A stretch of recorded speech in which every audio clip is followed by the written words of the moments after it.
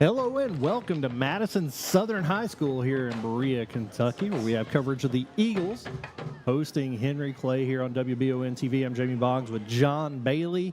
John, it's football season. This is the second game of the year. Last year felt a lot more like fall, or last week felt a lot more like fall. Yeah, it did, and it is hot tonight. It's a hot one on the turf, I'm sure. But, man, we have one of the best seats in the house and hopefully to one of the best games in the area. Both of these teams still looking for their first win of the season. Last week, Henry Clay, the Blue Devils, went up to Lafayette and played North Oldham, where they lost 46-0. We'll go over the stats here in a little bit, but as you can imagine, there was not a ton there to go on. Madison Southern went down to Lincoln County to play in a bowl game there and fell 28-7. So both teams ended up losing last week.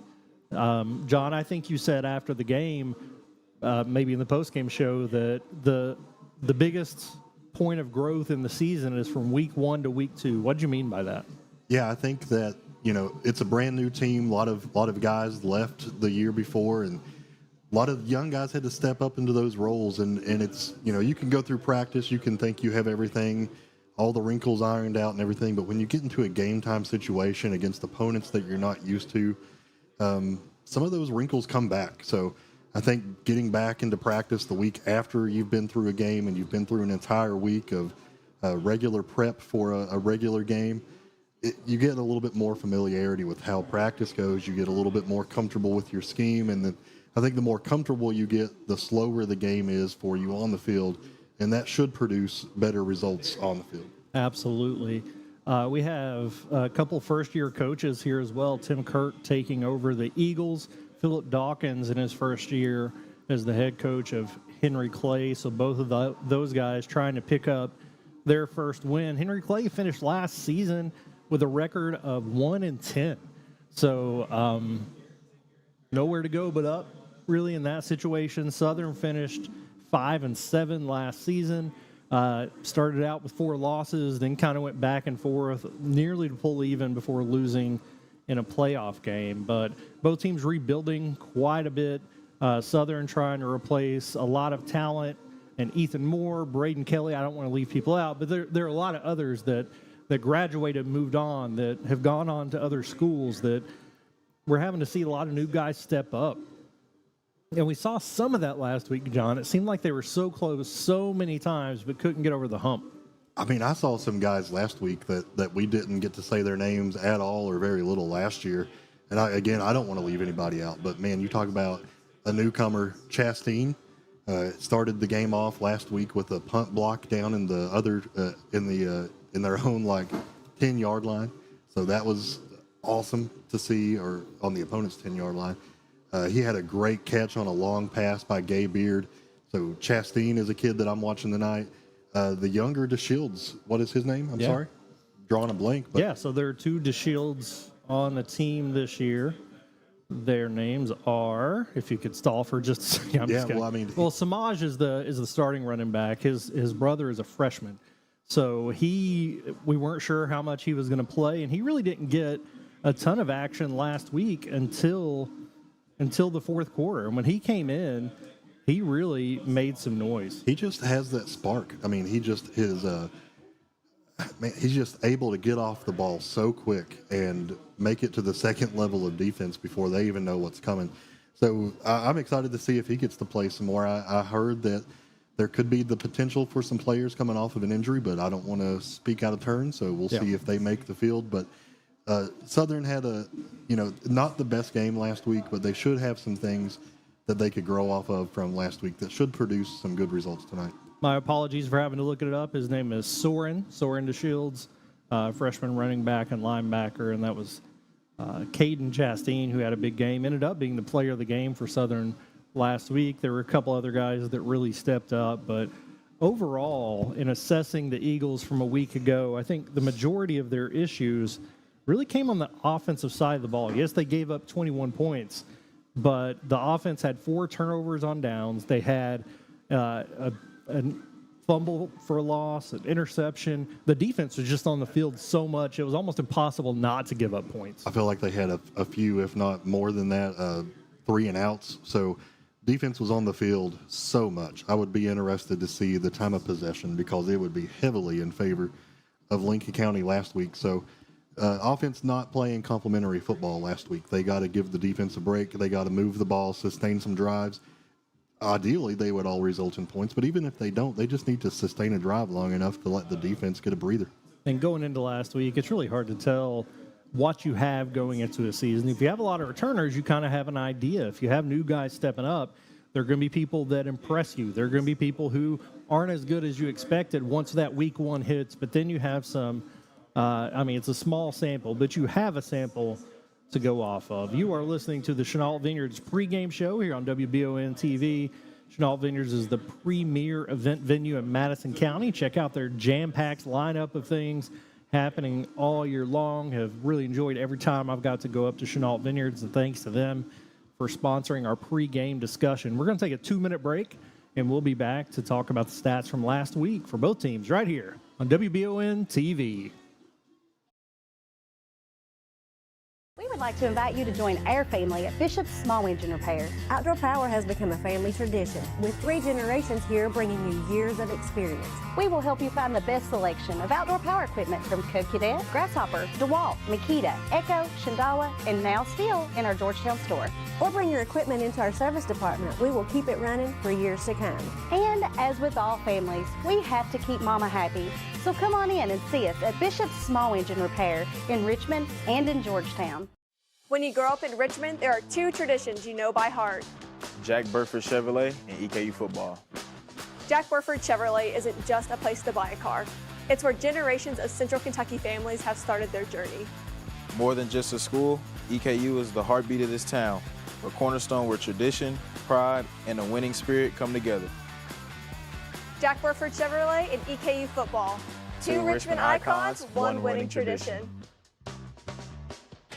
Since opening in 1972, Citizens Guarantee Bank has been there to help our customers enhance their lives and achieve their dreams. With 7 locations across Central and Eastern Kentucky today, we are celebrating 50 years of being there for the communities we call home. Citizens Guarantee Bank is now CG Bank. New name, same commitment to being there for our neighbors. CG Bank, we've been there for that. Member FDIC, Equal Housing Lender. Who makes the best meal in Richmond? Nuevo Vallarta. Friendly service, a place that's good for kids and good for groups. Head to Nuevo Vallarta on Big Hill Avenue in Richmond. Nuevo Vallarta is known for warm hospitality, great prices, great food, and the best fajitas in town. Start with an appetizer, order a la carte, or choose from their huge menu of Mexican favorites for grown-ups and kids. Nuevo Vallarta on Big Hill Avenue in Richmond. You've heard the name Chenault Vineyards, but what do you know about it? Chenault Vineyards is a place for the community to enjoy. Central Kentucky's premier event and wedding destination with 5 event venues, full-service catering, over 13 varieties of wine, live music entertainment, seasonal food options, weekly themed Wednesday night out and girls night out, trivia, murder mystery date nights, and free yoga on the point with beautiful views.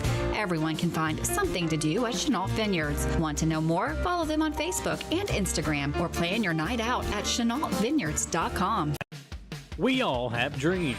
For some, it might be playing professional baseball like Keenan Wiley, former Madison Central baseball player, did. For others, maybe it's just dreaming of your forever home. Well, after a career of playing the game that he loved, now Keenan has another dream, helping you find that dream home. Check out the new development at Crutcher Pike Estates here in Richmond. Like Keenan Wiley Real Estate on Facebook, and let Keenan help guide you through the process of finding your dream home in Central Kentucky.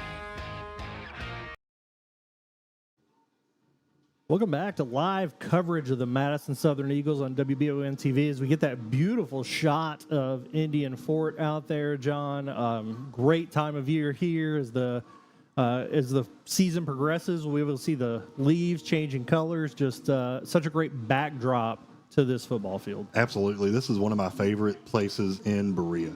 Up here in the Eagles Nest, get to see the beautiful football field, the light show when it gets a little dark, but for right now, getting to look at those mountains takes me back home, man. East Tennessee, where the mountains are. Beautiful view. Big thanks to Bishop's, our presenting sponsor for the game. Bishop's Small Engine Repairs, where a variety of Outdoor power equipment second to none. In all of Richmond, there isn't a friendlier or more knowledgeable staff than theirs. They're happy to help you find either the perfect power equipment, service, or parts you've been looking for. Check out their brochures, including Bearcat, Cub Cadet, Echo, Grasshopper, Mikata, and Shindawa, to see what they have. If you need any help in making your selection, call or stop by Bishop Small Engine Repair on North Estill Avenue in Richmond. John, I want to talk a little bit about last week's stats. We mentioned between these two teams, there were 7 points scored last week. So not a ton to really dive into and dissect, but I think the stats will tell us what each team is going to try to do. So tell us a little bit about what we saw from Southern last week. Yeah, absolutely. The lone touchdown for the Eagles of Madison Southern last week came from Samuel Little, tight end for Madison Southern, who had just a spectacular catch. Do you remember that catch, man? I wish we had some video coverage of that, because he took a hit and held on to the ball as he fell to the ground.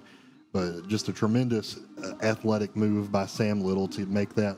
Quarterback Gabe Beard came in with a completion rate of a little shy of 50%. He completed 6 of 13, netted 63 yards, the 1 touchdown to Sam Little. On the ground, Madison Southern, in my opinion, looked better than the stats. They, as a team, rushed for 84 yards. The leading rusher was Schwarren to Shields that we mentioned earlier. He gained 28 yards. Behind him was his older brother, Samaj, coming in at 18 yards. Gabe Beard, quarterback, who is very mobile, had 16 on the ground. Receiving, pretty much every wide receiver had at least 1 reception. Braden Hall had 2. The leading receiver was Caden Chastain. He had 36 yards, and I think that was on 1 reception, and that was the long ball that he caught. Just a great high point on the ball, just a great catch for him. Judah Story reeled in 1 for 12. Behind him, Sam Little, the 10-yard touchdown down in the red zone. So that's kind of what they're doing. They're a team that likes to mix it up, a little bit of run and pass. Hopefully we see Gabe Beard be a little bit more accurate. Gabe, they have him doing the rollout again, so he's kind of rolling out before he throws. Last year I felt like he really found his way when he was able to stay in a clean pocket and make those passes, but for right now they have him rolling out. Offensive line still new and figuring things out, so getting out of the pocket may give him a little bit more time, but hopefully offensive line can do him some favors, give him a few more seconds to throw the ball. Absolutely. A name you're going to hear us say tonight a lot is Aiden Huston, quarterback for Henry Clay, listed as a quarterback, but they split time at that position last week. Not sure if that had to do with injury, coach's decision. Huston had 13 pass attempts, completed 5 of those, also threw 3 interceptions. He led the team in rushing with 57 yards on 13 attempts. Liam Mars played just as much quarterback as he did with 14 attempts. So split time at quarterback there and really tried to throw the ball quite a bit. We're going to take another 2-minute break and come back after the national anthem here on WBON TV. Hey! Oh my gosh, your husband is so hot. I know. No, like really hot. I know. We've got to call Joseph's Heating and Air. Is your AC unit not cooling? Call Joseph's Heating and Air. Your experts in fast, reliable AC maintenance and repair. They'll keep you cool when it matters most. Proudly serving Richmond, Lexington, and surrounding areas. Don't sweat it. Call Joseph's Heating and Air. Hi, I'm Gwen from Gwen's Fine Jewelers, and we would love to invite you into our family-owned business. Select from our beautiful Valina designs, Carissa designs, or we can custom design your dream ring. Gwen's Fine Jewelers is your exclusive Kendra Scott boutique in Richmond. Special financing options available, on-site jewelry repair, and layaway. Find your dream ring at Gwen's. Gwen's Fine Jewelers, where dreams come true. To some, it's just a boat. But to Jim, it's his escape from meetings, traffic, and the grind of daily life. He may not catch any keepers, but he wouldn't trade his day on the lake for anything in the world. That's why his boat is insured by Kentucky Farm Bureau. But it's not just Kentucky's Farm Bureau. It's Jim's Recharge the Battery Farm Bureau. My Farm Bureau. David Mayo, John Rader, and Chris Hornsby with Kentucky Farm Bureau.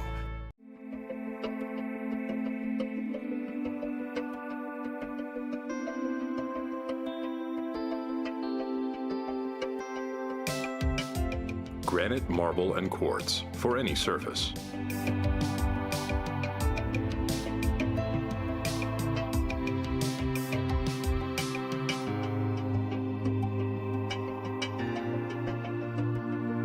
Make a lifetime commitment you won't regret.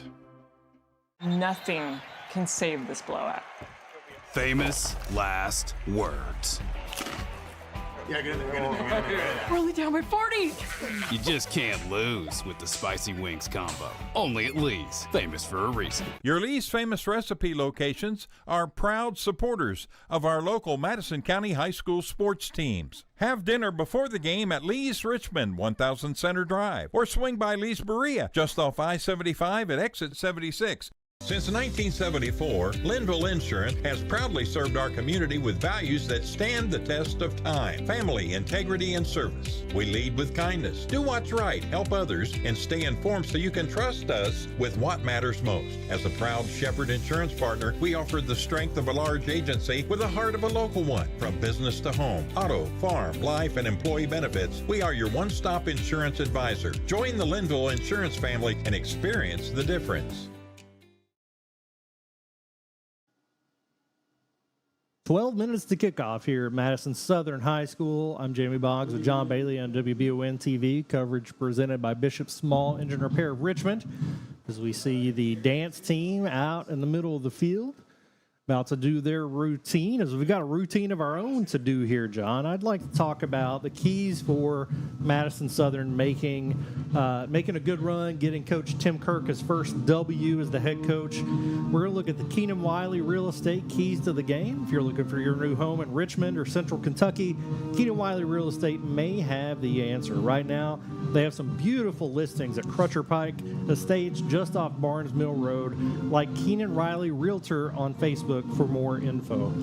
John, like I said, last week, Southern gave up 28 points to Lincoln County, who was much better than I expected them to be, regardless of Madison Southern's issues. But I think the offense put all that pressure on the defense. I think the offensive line is a key to them finishing possessions, finishing drives, and I think taking care of the football. Yes, several of their turnovers were turnovers on downs, but they also were really loose with the football. Gave up a few fumbles, gave up an interception. Blocking and taking care of the ball are two of the most fundamental pieces of this game, and I mean, I wish I had something elaborate about scheme, but it's pretty simple what they need to do. Yep, just those big guys up front need to get the push, and the rest will take care of itself. Absolutely. Jamie, you want to go ahead and jump into the Star Watch for tonight? Absolutely. All right. We have the Jerry Goebel State Farm Star Watch. The arrival of August brings an opportunity to strengthen your safety net and prepare for the unexpected. Their wide range of services include car insurance, homeowners insurance, renters insurance, life insurance, business insurance, and financial services. They have a wide focus area specializing on assisting individuals who are relocating to the vibrant community of Madison County. To learn more, you can visit jerrygobelinsurance.com. Jamie, for the Star Watch tonight, I'm going to cheat and have two. I'm going to say I want to see Caden Chastain come alive again offensively and defensively. He led the team last week, tackles for loss. He had 3 of those. He was really close to some interceptions, but also I want Braden Hall to step up and wreak some havoc on the defensive side of the ball. Last week, we saw what would have been an interception, but that was ruled not an interception because of a penalty prior to that. But he was just a relentless force on defense. So, you know, I think you're right. I think offensively, if the offensive line takes care of things, that side of the ball is going to be fine.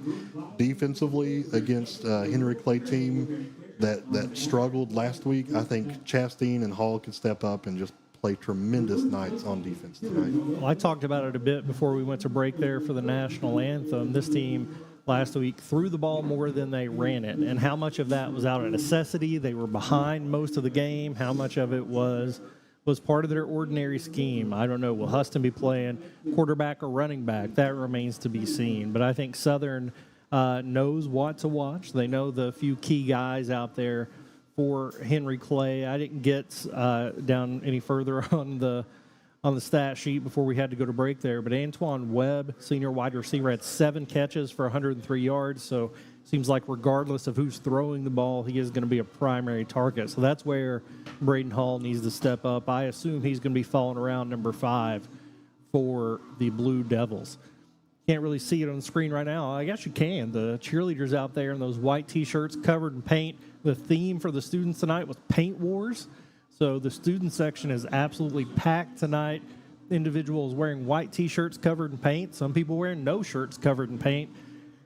It looks like a combination being a lot of fun and really miserable, but they are here to support their team tonight as the cheerleaders and dance team lined up waiting for the Eagles to take the field. John, you mentioned Braden Hall needing to step up, and he's one of only a few seniors that really gets a ton of time on this team. Braden Hall, Taven Rader plays quite a bit, very important player defensively for this team.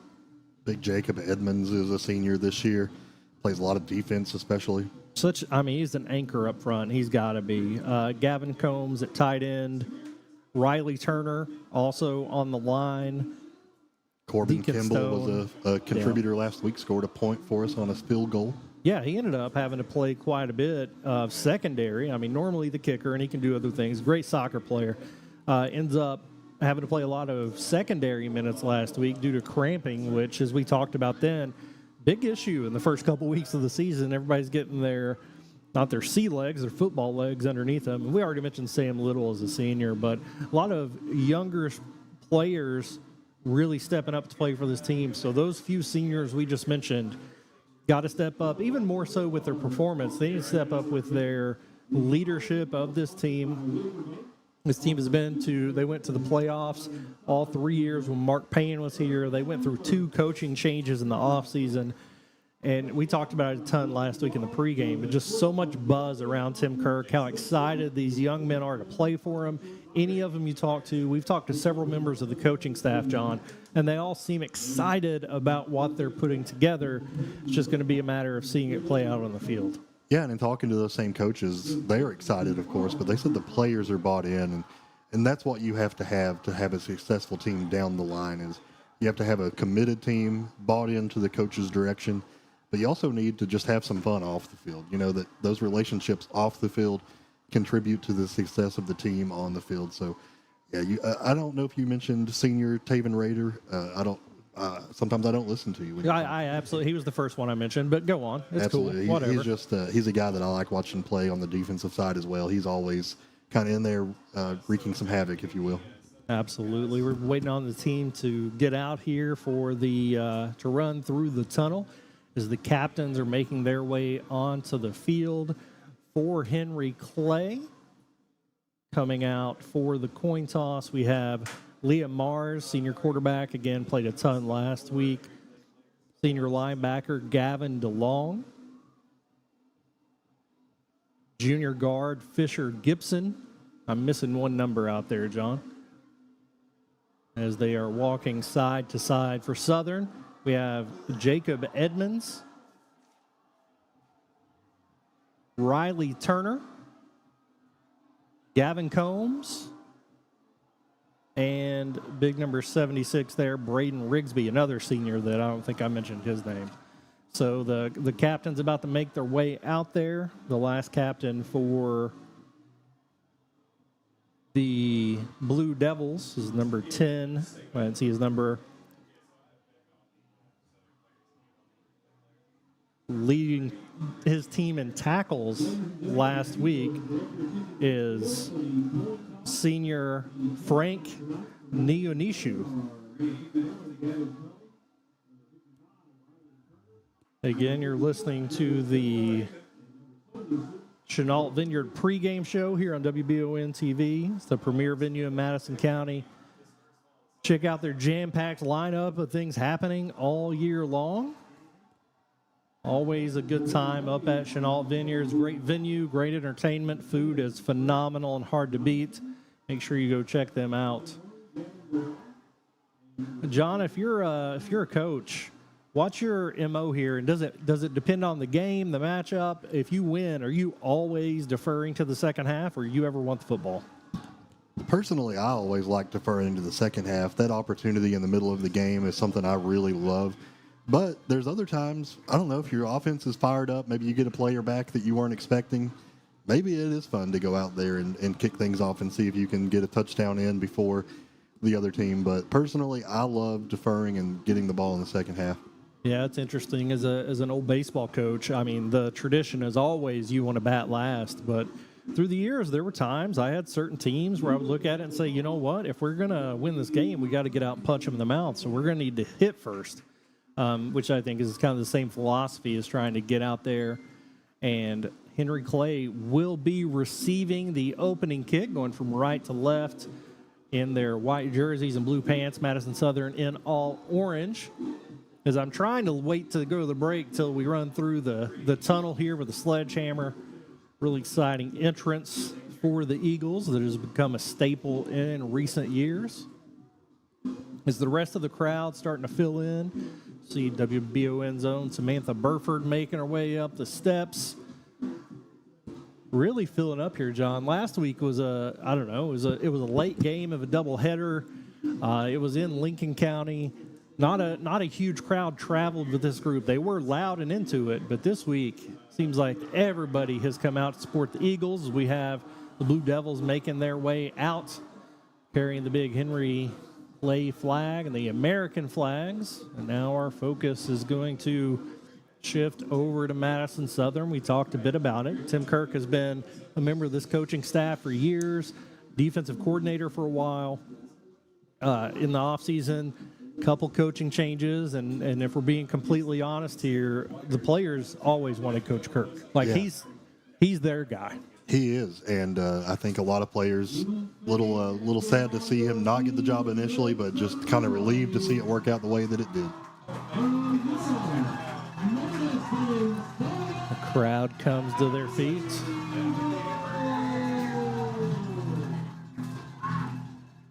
The Eagles' opening home game of the year. Taven Rader there with the sledgehammer to lead the team onto the field.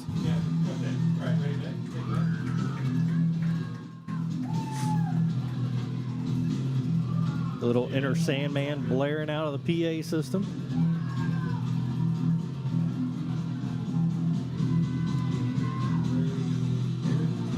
Here come the Eagles.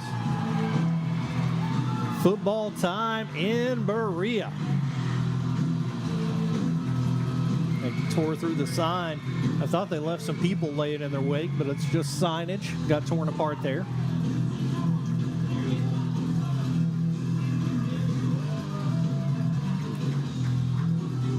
Number 58, Deacon Stone, rocking the flag on that one. Coaching staff here, ready to go. A lot of returning assistants came back to join Coach Kirk, so a lot of continuity here, which can be rare, John. I mean, both of these guys, first-year head coaches. Usually when there's a head coaching change, there's a lot of change in the other staff, and there's so much more time of getting used to each other. Even with the coaching change, this is a group of players and coaches that have been together for a while. Absolutely. Kirk was the defensive coordinator last year, very familiar with all the guys that he has around him. Some guys from last year not here. They are missed, but man, Tim Kirk just doing a phenomenal job last year on defense and leading the Eagles this year, hopefully to his first career Eagle head coach win tonight against Henry Clay. Patrick Bea and Cooper Dickerson.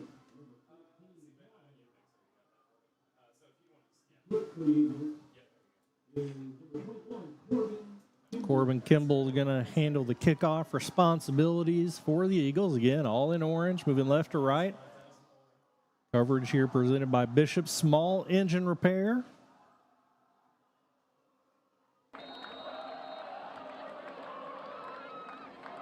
And we're off to the races. Squib kick into the corner. Going to be picked up almost at a full sprint.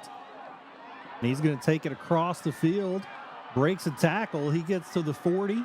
He's finally brought down around the 43-yard line. That was actually Jamar Cowherd there, junior DB. A lot of speed. We saw Lincoln County have a lot of success last week in the returning game. The special teams, for the most part, Southern was sound. They blocked 2 punts. Gabe Thompson blocked one. Caden Chastain blocked the other. But kick coverage wasn't phenomenal. See him up front. Taven Rader, Dalton Maynard, Jacob Edmonds. Caden Chastain moving toward the outside with Caden Kirk. Kind of a 3-man front with the linebackers playing up. 4 deep. Handoff up the middle, hit the backfield by, you said it, John, Caden Chastain. Not a bad start to the game when you're able to record a tackle for loss on the very first play. Actually, that may not be ruled as a tackle for loss, but very much hit in the backfield for no gain. Caden Chastain just coming in there like a rocket. Nobody cares about my opinion, but that's a tackle for loss in my book. Huston is playing. I'll have to get to know that young man and ask him if he's okay with the nickname The Rocket. I like it because both sides of the ball, he is all go all the time. Huston rolls out to the right, throws a 6-yard pass, caught and brought down immediately. Caught there by Antoine Webb. Again, the leading receiver last year. Coverage and tackle by Braden Hall. It's going to bring up 3rd and 5 for the Eagles. I didn't see what number it was, but there was an Eagle in the backfield just a step or two away from sacking the quarterback before that pass. So early defensive ability to get in the backfield for the Eagles. Which could be huge as they were unable to do that quite a bit last week. Motion out of the backfield. Huston takes a snap, drops straight back, rolls out to his right, got pressure, breaks a tackle. He's going to get a first down on the ground and get all the way up to the 35-yard line before being brought down by David McCoy. Huston scrambles for the first down. Good athletic run there by the quarterback. I don't know if that was an option play that he had to roll out or if it was a bust. He just saw nobody open and decided to take off. But nonetheless, just a great run by the quarterback to convert for a first down for Henry Clay. It looked like they sent the linebackers in, the DBs went back, and it just left the whole middle of the field open. That's a risk you take when you're rushing the quarterback sometimes, and they just weren't able to get to him. 1st and 10 for the Blue Devils at the 36-yard line, where they're going to mark it down. Got some whistles on the field.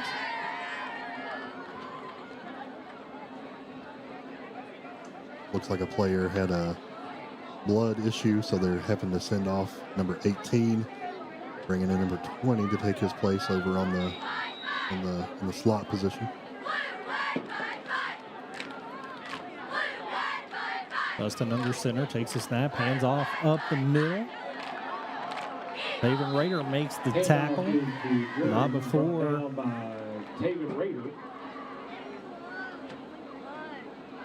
The Falgarung gets 6 yards.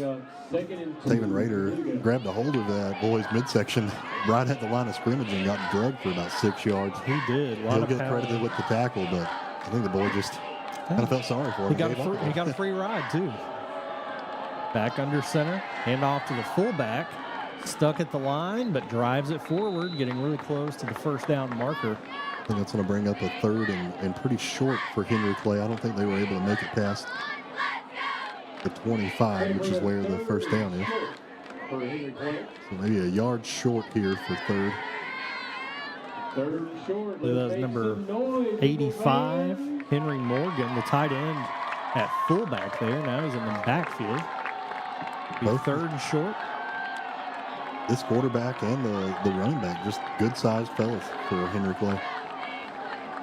Lined up with 2 running backs in the up position, almost a power I, and they give it back to him up the middle, and I think they tackled him for a loss. Taven Rader got a hold of him there, and that's going to bring up 4th down. That was a great play. I saw Chastain as well in the backfield. So a couple of Eagles made their way to the backfield. No gain on the play, so this is 2-down territory down here in no man's land around the 27-yard line. Huston running over to get the play, coming back out and dialing it up. They have had more success through the ground. Fourth down, they may be tempted to go there anyway. Morgan still in the backfield. Big number 85 lined up behind the offensive line, and 2 running backs right behind him. Overpowered to the left. Quarterback runs it up the middle, John, and I think he got enough for the first on the QB sneak. I think he was able to move the pile just enough to get the first down. I think he picked up a couple there, but it's going to be first down, Henry Clay. Eagles not able to get off the field. At the 24-yard line. Dylan Maynard coming out for a breather. Elliott Smith and Gavin Combs headed out there.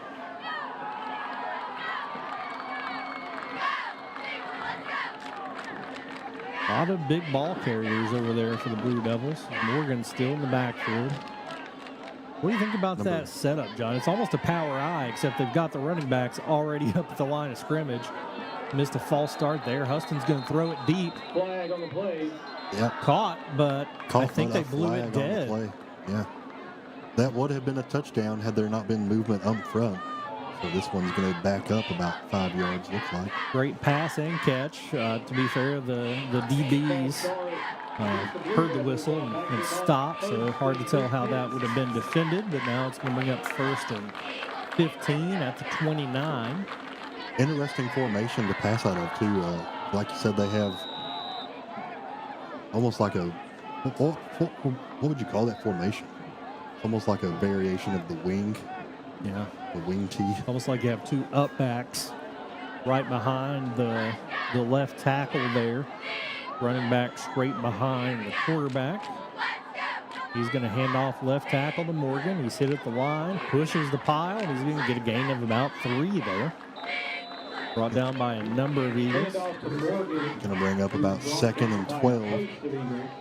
Yeah, in that formation, you only have 2 wide receivers, one on each perimeter. But, of course, I'm sure you got a tight end that could be eligible to go out and make some plays. One of those running backs, I guess, could get in there and complete the pass too, right? And look at the other people in the backfield. Liam Morris, another senior quarterback there. Everybody on the roster is almost listed as a quarterback, but he's playing up back. Number 19, Harrison Clifford, listed as a tight end, sophomore, another big kid. Just a lot of power up there. Not what we saw from the stat sheet. We'll see where they go with it. Motion across. Weston drops straight back. Nearly brought down in the backfield, and he is. Taven Rader eventually brings him down, but number 14 was all over him, just not able to bring him down. Going to bring up 3rd long. I think that was 44 that got in the backfield there, John. Trying to confirm. Yeah, 44 listed on my roster is Everett King. My apologies. Yeah, Everett King is in there. Senior whose name we haven't called quite a bit at all. My apologies if I didn't mention him in the pregame, and now we're looking at 3rd and 17. He had the quarterback wrapped up. This quarterback was able to get away, but Taven Rader ready and waiting for him, brought him down for a loss. 3rd and 17. And think about if you're Henry Clay. You popped up. You've been running it right up the middle every time. You pop up and throw it deep one time to try to catch him off guard, and that play doesn't count. Empty backfield now, doubles each way, trips to the right. Huston drops back, pressure on him, slips up, throws over the middle, complete. And they're going to get a first down inside the 10, brought down at the 7 with a Kai Paris reception. A great play there by Henry Clay. Unfortunately, the Eagles not able to take advantage of the 3rd and forever. 1st and 10, or 1st and goal. Henry Clay inside the 10-yard line after that great pass. That play call was fantastic. They did a great job. They had trips to the right, doubles the left, really spread everything out, and just settled the receiver right in the middle. Nobody around him. 1st and goal. I think they marked it at about the 8. And they're all bunched together again. Huston takes it in the shotgun. He's going to run it himself. And he's hit and brought down. Chastain in the backfield again, but able to get blocked out so the running back could make a few more yards. I didn't see who finished that one up. It was on the opposite side of the field, but they get 2 yards and 3 more tries to get it in the end zone. Looks like they're about on the 5-yard line. A little hard to tell from here. They're second and goal from the 5. That time, John, they had all 3 running backs up on the line, and Huston dropped back and shotgun and took the snap. They've had the ball for well over the majority of this first quarter. 3:55 to go in the first. Southern yet to have the ball. There's a snap, hand play fake to Morgan. Throws it up in the end zone. If he came down with it, what a grab. It is a touchdown for Henry Clay. What a grab. Huston to Paris. See the replay here. Throws it over the top. And, man, he goes up and high points it. Not bad coverage there by Braden Hall, but Paris had a huge height advantage. It's a play that you'd see on a Saturday watching some college football, just able to jump over the heads of everybody to reel that one in. Talking to some Southern players the other day, there's some basketball players I heard they'd been trying to recruit for that exact reason right there.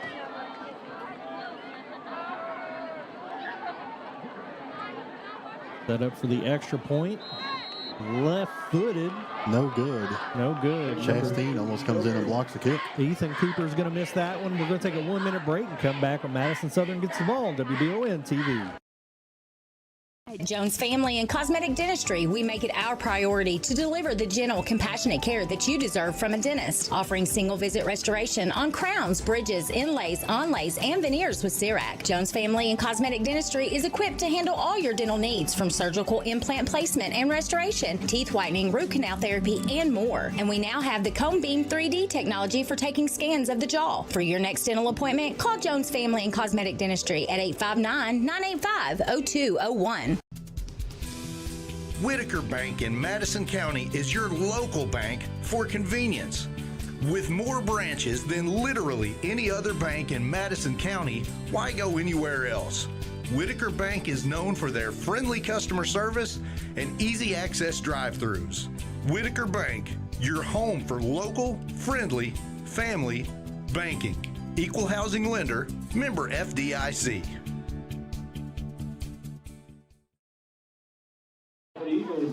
And we're back here, 3:43 to go on WBON TV. Madison Southern will be getting the ball for the first time after Henry Clay comes back with that Whitaker Bank touchdown. Whitaker Bank, more locations than anybody else in Madison County to serve you. And this is your star watch, Caden Chastain, with a 15-yard return up to the 29, and the Eagles offense makes their way out. Really a dominant drive there from Henry Clay to open the game, John. Exactly what they wanted to do. I'm sure they wanted to move the ball consistently. They did that. They took a ton of time off the clock. They did that well. So let's see if the Eagles from Madison Southern can do the same. Hopefully they give their defense a little break. They were on the field for quite a while. Gabe Beard in the shotgun. The Shields behind him in the pistol. 2 to the left. Going to hand off up the middle. Going to get a gain of about 7 is Samaj DeShields there. Strong run to start things off for DeShields. Jamie, that's, if you can do that every play, there's no need to go to the end. So, great run there by DeShields. Yeah, I think it's 2nd and 4. More so with football than anything. I've always been a big fan of if it ain't broke, don't fix it. 2nd and 4. Same formation as before. Hand off again. DeShields finds a gap, breaks a couple tackles, and gets really close to the first down marker there. I think he got it, John. He might have got that one last step at the end to put him right over for a first down. Jamie, looking at Henry Clay, defensive linemen were gigantic, or offensive linemen were gigantic. They go with a little smaller set originally, but now they bring in some big boys. Number 75, number 78. Looking to bust up the interior of that offensive line. Just given what's happened here, they may have been going with a little more speed, expecting a pass rush, and now they're trying to clog up the middle. Those dudes are huge. We'll see what happens. Braden Hall in motion. He's going to take a pitch to the right side. He's got a hold. Samaj DeShields, great block in front of him, and he's going to get another first down. 10-yard rush by Hall. Great block by DeShields out of the line, out of the backfield here. You see him leading the way. Boom, right there. That Good one's block. hauled to get an extra 7 yards. I was looking in the backfield for a flag because there was an incredible pancake block on the opposite side of the offensive line, just hoping I didn't see any yellow debris on the field after that one, and it wasn't. First down, Madison Southern Eagles from around the 50-yard line. Same formation they've been running the entire time. Beard takes the snap, pass out to Judah Story. And another good block on the perimeter. Good offensive play, just blocking for their brothers out Got there. a flag back in the backfield. Looks like it could be in the position of holding. I didn't see it happen, though. And it's coming all the way back. Really good run there and scheme. Judah Story really quick off the ball, but that's coming all the way back. Going to back him up 10 yards. What you can't do, this is the kind of thing that's going to stall a drive. You're moving the ball efficiently and quickly, and now you put yourself in a big hole. It is, but, you know, some good signs of life here for the Eagles as they struggled to move the ball last week. Even with this penalty, we'll see if they have a couple more downs to make something out of this penalty. But 1st and 20 as it stands. Love your optimism, John. Baird drops straight back. Looks like they're trying to set up a screen. He's going to end up scrambling. Takes a hit, and he gets back to the line of scrimmage. That's about it. I assume they were setting up a screen because all the defensive line came straight through. Yeah, it looked like just kind of a miscommunication. We saw that a couple of times last week, unfortunately. But nobody to throw that ball to. Gabe Beard. 2nd and 20 for the Eagles now. As you said earlier, having a lot of success on the ground, kind of abandoning that with 1st and very long, going to the air. So 2nd and forever is where Madison Southern stands right now. Trips to the left. Fields is going to take, Baird fakes it. Fakes the handoff and takes it himself. Little play action designed QB run for a game of 3. Still a long way to go. I thought that was going to be a passing down for sure, but Henry Clay snuffed that one out really quickly. 3rd and, what'd you say, 17? Yep. 3rd and 17 to try to convert this. I would imagine a punt would be in the books here if they are not able to convert. Pistol formation, wide trips to the left. Beard drops straight back. He's looking left. He's going to run across, still looking for the pass. He throws it. Not caught, nearly caught by Braden Hall on his knees. But that's going to bring up 4th, and I assume they'll send out the punt team. And here they come. As they get out there, John, the shadow is settling on the field. Curious what the temperature is right now. We're going to take the Madison HVAC game time temp. Don't let yourself down by failing to have the HVAC system inspected before we head into winter. Go to MadisonHVACR.com. Let them figure out your system as it's, 77 degrees right now? 77. Who there? Going to roll through his legs. Maybe he touched it or not. If he touched it, that's the Eagles. Eagles have the ball. Will it stand? Yes, it does. Eagles have the ball. That's recovered by Judah Story. That was a good punt and really good coverage. As we got the replay coming here, that was Michael Eason on the punt. Touches him right there, but then still, as it's being touched again, bounces out and recovered by the Eagles. Tremendous play. Gives the Eagles another chance to score. That's one way to move the ball. As it's now going to be 1st and 10 at the 15-yard line. Beard under center now with 2 tight ends and Samaj Shields directly behind him. Unsportsmanlike conduct on the defense. That's going to move at half the distance. Really didn't see what happened there. A lot of commotion. It's a turnover.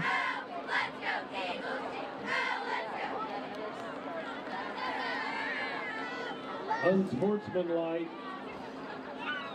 Sorry, he pointed towards Madison Southern. Lots of pointing. Lots of pointing, but we're going to move it closer to the end zone. That'll move the ball halfway to the goal line. Well, we're now first. First and, is it? Yeah, it's first and goal. It's inside the 10. Well, it started at the 15, so I wonder if that counts. This is one of those situations I've never been certain on, is if a penalty doesn't take you, a penalty like that doesn't take you the full way, and you get inside the 10, is it still first and 3? Yeah, you're right. It's first and 3, according to the chain game. Now they're offsides. So that should be first and goal now after that penalty. They heard my pain and fixed it. Sam Little in motion across. Beard takes the handoff to DeShields up the middle. Gets a couple, but comes up short. Brought down at the 2. Going to be second goal at the 2-yard line. Beard, quarterback, has to run over to the sideline to get a play. The boy has to be in shape for as much running to the sideline as he has to do during the game, Jamie. I really like that. I prefer that to the hand signals. You know, I also like a running back or receiver running it in, but I like the communication as Beard takes the snap and sneaks it in. Touchdown, Eagles. Waiting for a signal, but the pile was really far past the line, and it's official. The Eagles on the board. Rush by Gabe Beard. Corbin Kimball has a chance to come on with the game-leading field goal if he's able to make his extra point attempt. As remember the Blue Devils.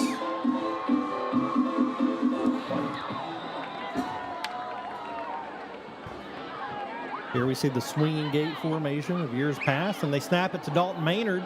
He's going to be stuck, John, and they end up not getting the point. We're tied 6-6. We're going to take a 1-minute break and come back for the rest of the first quarter here on WBON TV.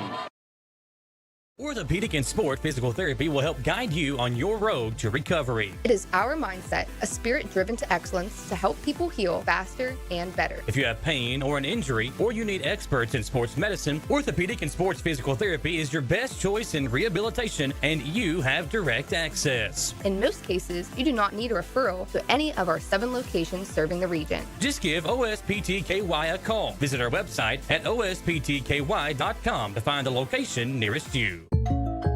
Hey, I didn't order any pizza. Jake from State Farm. After you saved me so much dough on insurance with that Parker promo, I devised a promo for you. Here's the deal, Parker. State Farm offers everyone surprisingly great rates. Right. Pepperoni pockets, cuckoo crusties. There's no promo, it's just great rates. And a cider ranch. When you want the real deal, call State Farm agent Jerry Goebel in Richmond today. Like a good neighbor, State Farm is there.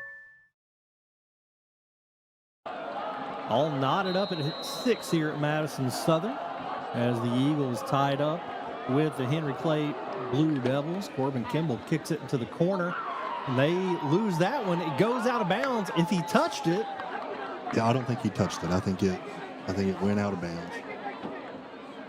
If he touched it, it's down where it went out of bounds. If not, it comes back to the 35. They do throw the flag. Coach Kirk is trying to convince the near official he touched it, and it looks like they may be talking it over there. Do we have a replay on a kickoff? If not, that's fine. We can. He may have touched it, but I don't remember. Well, the officials are going to say he did not. They'll take over the 35-yard line after that Whitaker Bank touchdown by quarterback Gabe Beard, sneaking it up the middle. Again, Whitaker Bank, more locations than anybody else in Madison County, always here to serve you. We'll have to figure out a way for Madison Southern to do a live stream on the Jumbotron so they can pull up WBON replays and confirm or deny. Show it to the officials. Look at that. 1st and 10, Henry Clay. Their first drive took nearly 9 minutes off the clock. Had the ball for almost the entire first quarter, and now they're back out there with Huston at quarterback. He's going to take it himself, roll out to the right, and throw it into the flat. Really good open field tackle there by Braden Hall. Really short game there. Vincent Kirk on the reception, also listed at quarterback.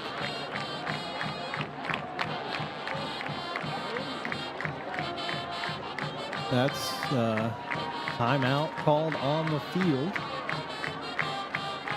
We'll stay here through that. It looks like they're going to give him a gain of 3 there, John. You've heard me mention several players here on Henry Clay on their official roster. They have like 5 guys listed at quarterback that are all playing running back and receiver. And that tells me, A, it's funny to talk about, but B, they have a lot of athletic guys that can play multiple positions, and that's what it makes really beneficial. Makes me wonder, is there ever a time they're going to do like a reverse pass situation, a trickery, if you will, or is it just they tried a little bit of everything last week? I think it would have to be something that you're aware of. They ran the clock off into the second quarter. There was 1:20 left, wasn't there, John? There was. Yeah, we started that drive with 1:31, I believe. Only one play, so it couldn't have ran off that much time. Well, unless there was an issue that we were not aware of. Maybe there was. We are into the second quarter as we get live stats here. Thanks for those. Is Aiden Huston leading all players with 19 rushing yards. He's lined up at quarterback yet again. He takes a snap and drops straight back, throws it out in the flat again. Incomplete attempt there. Going to bring up 3rd and 7. Ball was a little high, bounced out of the hands. I was hoping there was another cornerback in the area that could have swooped in and picked that one off after it jumped out of his hands. They had some success in the first drive with short passes that turned into large gains, and that just went through Hafley's hands a little bit high. Several 3rd down conversions last drive by the Blue Devils, so this 3rd and long, Southern needs to make a statement here and get off the field. This is definitely punt territory if they're able to get a stop here. Blue Devils had a lot of conversions on their last drive. He rolls out to the left, coverage into the flat, nowhere to throw it, throws it up over the corner. He's got his man. Knocked out of bounds by Judah Story. Vincent Kirk with the catch. Really kind of put, it was Braden Hall over there in a tough position of whether to come up as the quarterback looks like he was going to run. He did that, and he threw it right over the top. Just a great play by Huston there. Yeah, good awareness on the field. He was eyeing down that receiver, but he was also looking like he could take off. So Braden, like you said, in a tough position. Great pass, though, by the Blue Devils to convert. Their best plays come on 3rd down, Jamie. Yeah, they've been efficient moving the ball, but also made plays when they need to. Nearly a 20-yard play, ball on the other side of the midfield, down around the 40-yard line. Handoff up the middle, big gain there. He's going to take it for nearly a first down on that drive. Continues to drag people, I think. Just maybe a half a yard short. That was Goering's second rush or 3rd rush of the game. They call it out on a first down, Jamie. So he's got 10-yard 18 yards on 3 carries.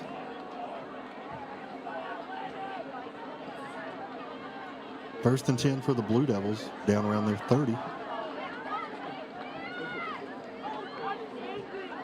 Another handoff off the Chastain takes him down in the backfield. Chastain with the tackle behind the line. Chastain coming in there again like a rocket and breaking up that play before it takes off. Liam Levi Clemens, 2 sophomores there, putting the clamps on them to force a 2nd and 10. Really methodical drive last time. Henry Clay moving a little faster now. A little over 10 minutes left here in the second quarter. Looking to the sideline for the play. 17 seconds left on the play clock. Taking their time. Ring still in the backfield with Huston. Morgan at the up back. 2 wide receivers to the right, 1 to the left. Huston drops straight back. Here comes the pressure. Throws it deep over the middle. Broken up. Nice breakup on that ball. Absolutely perfect coverage by Braden Hall there. He was in the receiver's hip, went up with the inside hand and took it down. If you were going to teach somebody how to make a play on a ball at cornerback, boom. That's it. Great awareness on the field by Braden Hall to break that one up. That's a touchdown if he does not break that up. 3rd and 10, big play here. I have to think this is 4-down territory. I don't believe Henry Clay has a dominant kicking game. I could be corrected, of course. Well, you know what they have been dominant on is 3rd downs. So Southern desperately needs a 3rd down stop here. Excellent point, John. Just an under center. He's going to hand it off up the middle. for a gain of about 6. Again, they're approaching this as if it's 4 down territory. Grung gets another 6 yards. He's only had 1 rush that was under 6 yards, so I would not be surprised to see him get it up the middle on 4th and 4. Henry Clay looking to get their play, but yeah, it would not surprise me at all if they go up the middle. You know, honestly, they could do just about anything. They've had success on 3rd and 4th down. Passing the ball, short passes, running up the middle. So everybody on Southern's defense has got to step up and do their own job to try to get off the field here on this very critical 4th and 4. Southern crowd getting into it over here, trying to get this big stop. Huston does hand it off up the middle, and he's hit immediately and brought down. Big Dalton Maynard in there, as well as Taven Rader. Taven Rader with the initial contact, and that's a turnover on downs. Really good stand there by the defensive line. Both Maynard and Rader there. And the Eagles have the ball back with just under 9 minutes to go in the second. High ball game, 6-6. Coverage presented by Bishop Small Engine Repair of Richmond. You hear the Eagle sound coming over the speakers. Braden Hall in motion across. Beard in the shotgun. And fakes the handoff.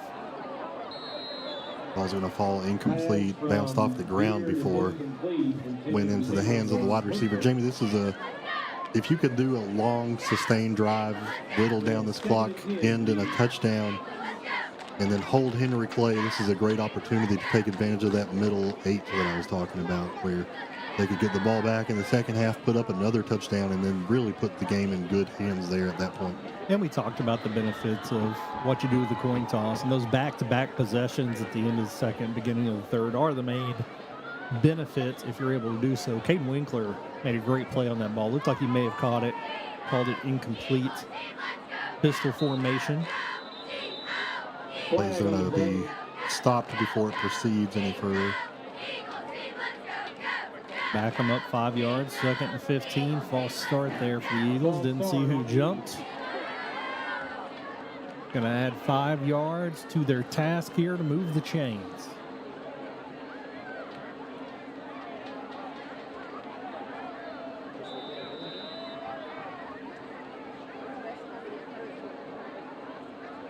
So they're doing a long huddle to talk this one over.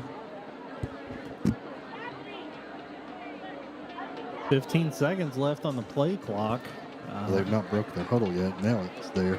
Looks like they're going to halftime, but they can't mess around anymore. Got everybody set. Another false start as they're in too much of a hurry to get off the ball. Jamie, the coach in me would stop the ball game right there and do some up downs till we fix that. Yeah, that's back-to-back false start penalties that takes you from 2nd 10 to 2nd 20. It's happened on the first drive. Moving the ball well, you get a holding penalty. Really hard to dig yourself out. You're going to run the same play, it looks like. Pistol formation, doubles each way for Beard. Shields behind him in the backfield. Takes a snap, hands off, and loses drops the ball, but picks it back up. Almost it drops the fumble. That would be quite redundant, but either way, that's a loss on the play. Big hit behind the line of scrimmage there. Really lucky he was able to get back on that ball. Just kind of a botched hand. It was a bad snap. Goes over his head. And then a bad handoff. So that was almost a disaster twice in a row. Several times. That was Pacifique Nduwaye with the hit behind the line there. 3rd in a country mile for Madison Southern. And a great celebration, might I add. Like it's 3rd and about 18, trips to the left. Situation where I don't think you try anything over the middle. Looks like Beard's just going to run with it to the wide side of the field, get what he can, which is not very much. 24 meets him there to stop that one. So 4th and long here for the Eagles. Back whole line with the tackle there. Had a great punt last time by Cam Adams. Sorry, he was the kicker on the first punt as well. I grabbed the wrong roster. Cam Adams with a punt that was muffed. Southern recovered it and ended up scoring. Now he's punting from his own end zone. Cam Adams, soccer player, baseball player, basketball player. Short kick that's going to bounce back Henry Clay's way. Not even going to get back to the first down line, and it's going to be 1st and 10, Henry Clay at the Eagles 32. 2 big penalties cost Madison Southern on that drive, 20 yards. That's something you just can't do here for an offense that already has struggled early this season moving the ball. And going back to our pregame, the defense held them here. Held them on 4th down to get the ball back. 3 plays and they're right back in the game. Kind of what we saw last week is at some point they get worn down just by being on the field so much. Puts them in a tough position. 7 minutes to go here in the half with excellent field position for Henry Clay down at the Madison Southern 30-yard line. Huston takes the snap, hands off left tackle to Grung, and he's going to get about 7. Continues to be effective up the middle. Only time he didn't have a big run was on the 4th and short play earlier. He stays in bounds. Clock will continue to run.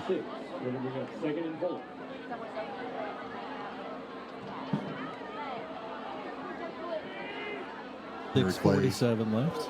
Henry Clay kind of taking their time, running a little clock here as they play this offensive series.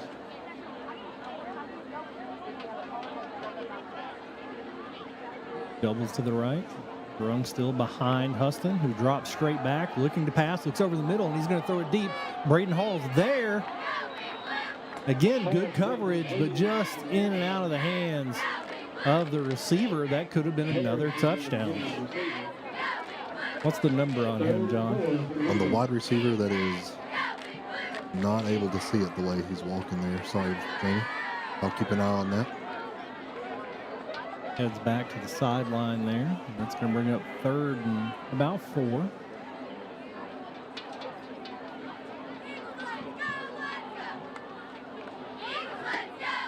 Rung out around the left end.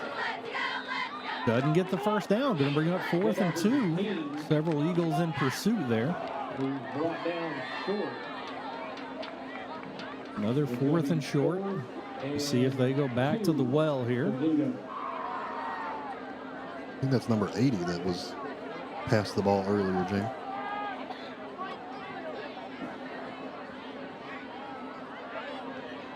Everybody looking at the wristbands. Tight formation, but still spread out in the shotgun, or the pistol rather. High snap, and he's going to be tackled for a loss. Yes. Chastain finishes it off. Caden Kirk there as well. 2nd consecutive 4th down stop by this defense. They owe the offense $1. See the high snap here. I think they were going to run an option to the left, and the high snap got the timing off. Kirk makes the hit. Chastain finishes it off. 1st and 10 Eagles. Now Eagles need to sustain this drive and have a result in a touchdown or points of any kind, honestly. I'd like to see them go the rest of this half staying with the offense on the field if possible. Beard under center. Hands off to DeShields. Hit immediately in the backfield. What a play. Number 23 gets into the backfield. Or 33, rather. Not sure who was supposed to pick up that block, but they owe DeShields dinner. And Jaden Shindo is the one delivered the hit. Maynard coming out of the game, sending in an extra wide receiver now. All coming in. Is Bear Tafoya seeing his first action of the season was... Oh, was that Bear Tafoya on that? He just came into the game. Number 16 was out last week with an injury. The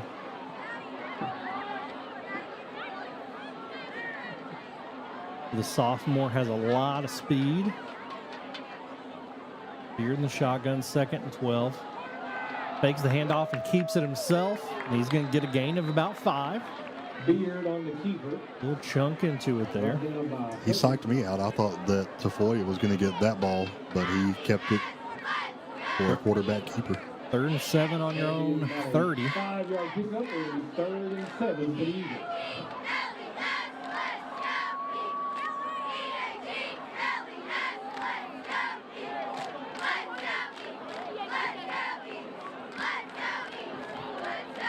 4 minutes, a little over, left here in the first half. Big play here for the Eagles.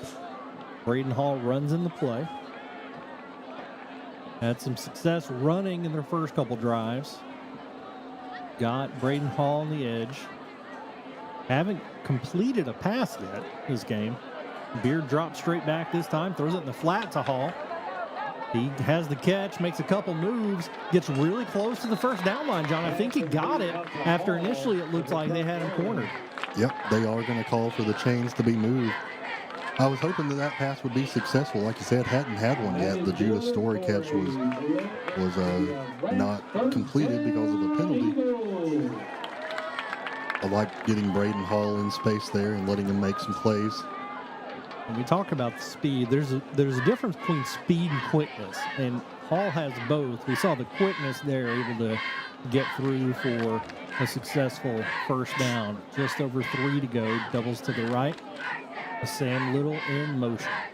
We're looking to the sideline. They're going to call a timeout, I believe, and we're going to take it with them. We'll be right back after 1 minute on WBON TV. At the Galaxy Bowling Center and Champions Bar and Grill, we have activities galore, including video games, bowling, pool, delicious food at Champions, plus karaoke and live entertainment 7 days a week. Enjoy the climate-controlled patio, watch NFL football, and your Kentucky Wildcats all season long. The Galaxy Bowling Center and Champions Bar and Grill, just off exit 87 at 1025 Amberley Way in Richmond.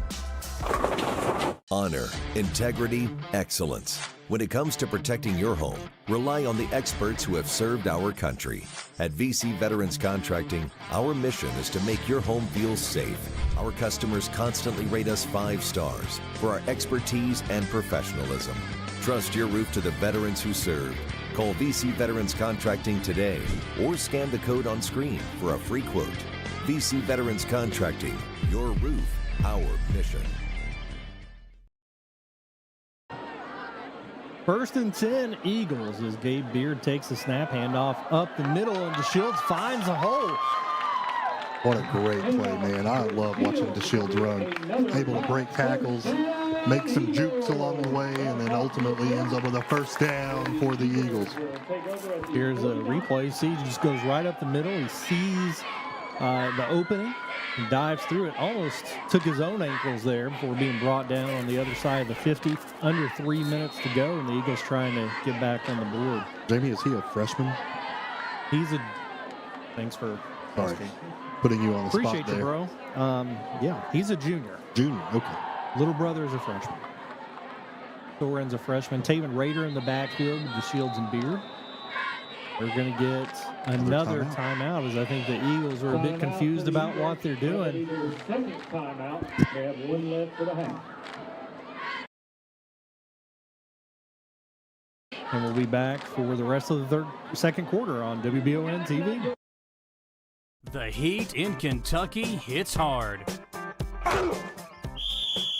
That's why having Madison HVAC on your side is so important. Don't waste time. Schedule a maintenance check on your HVAC system and make sure it's ready to handle the constant changing of the weather that comes with living in Kentucky. Your comfort is their promise. Like Madison HVACR Inc. on Facebook or schedule your maintenance checkup at 859-625-1471.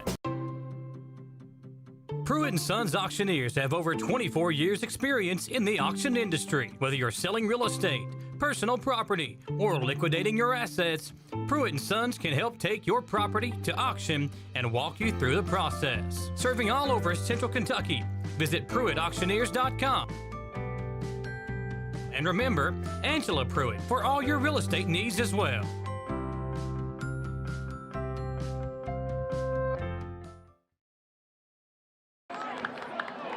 Fumbled snap. Beard gets it back, and he's going to throw it deep.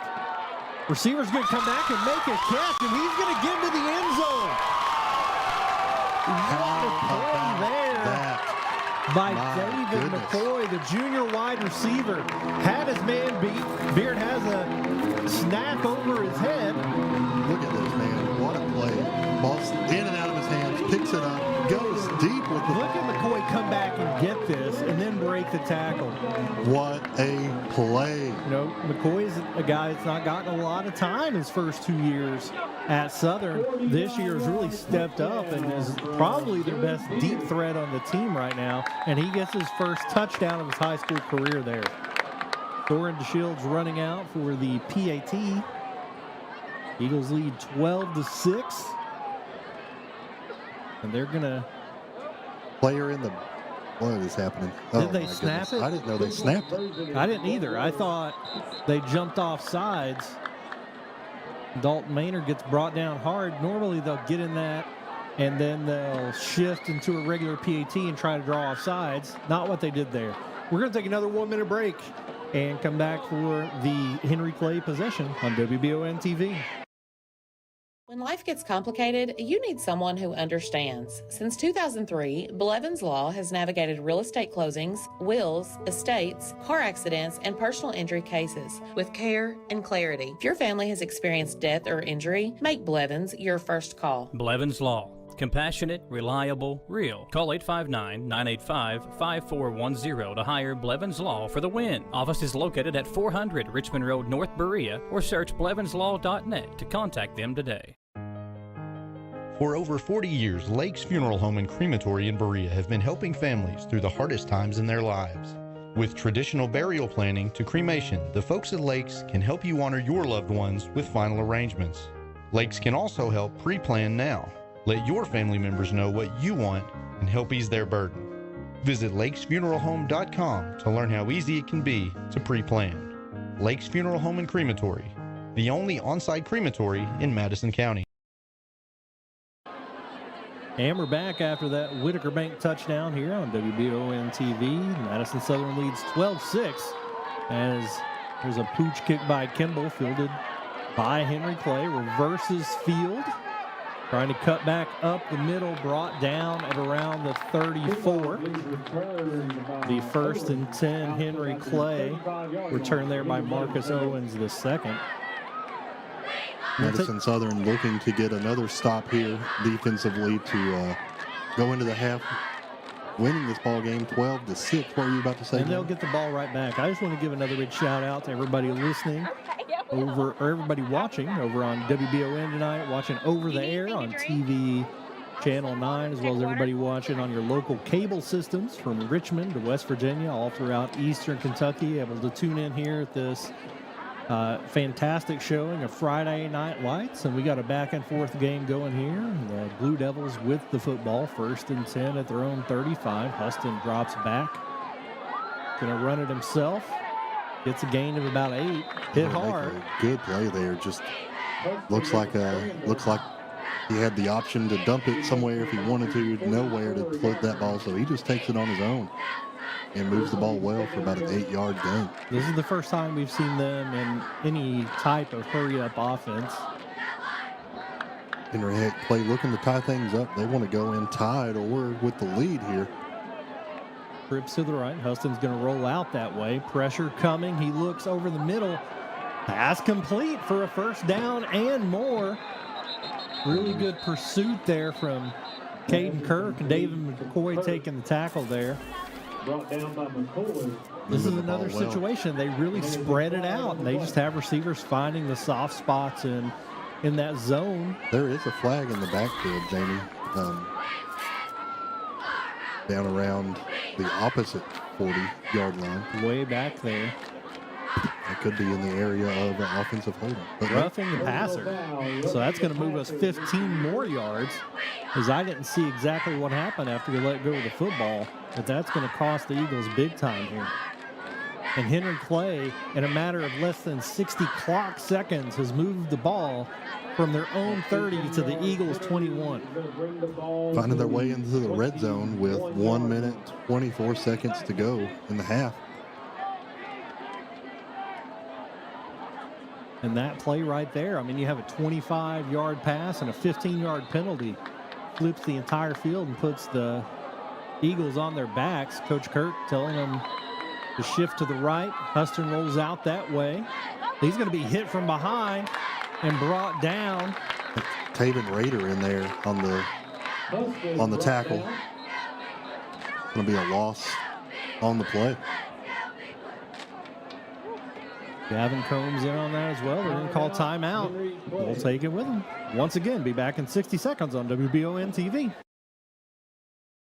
We would like to invite you to join our family at Bishop's Small Engine Repair. Outdoor Power has become a family tradition, with 3 generations here bringing you years of experience. We will help you find the best selection of outdoor power equipment from Co-Cadet, Grasshopper, DeWalt, Makita, Echo, Shindawa, and now still in our Georgetown store.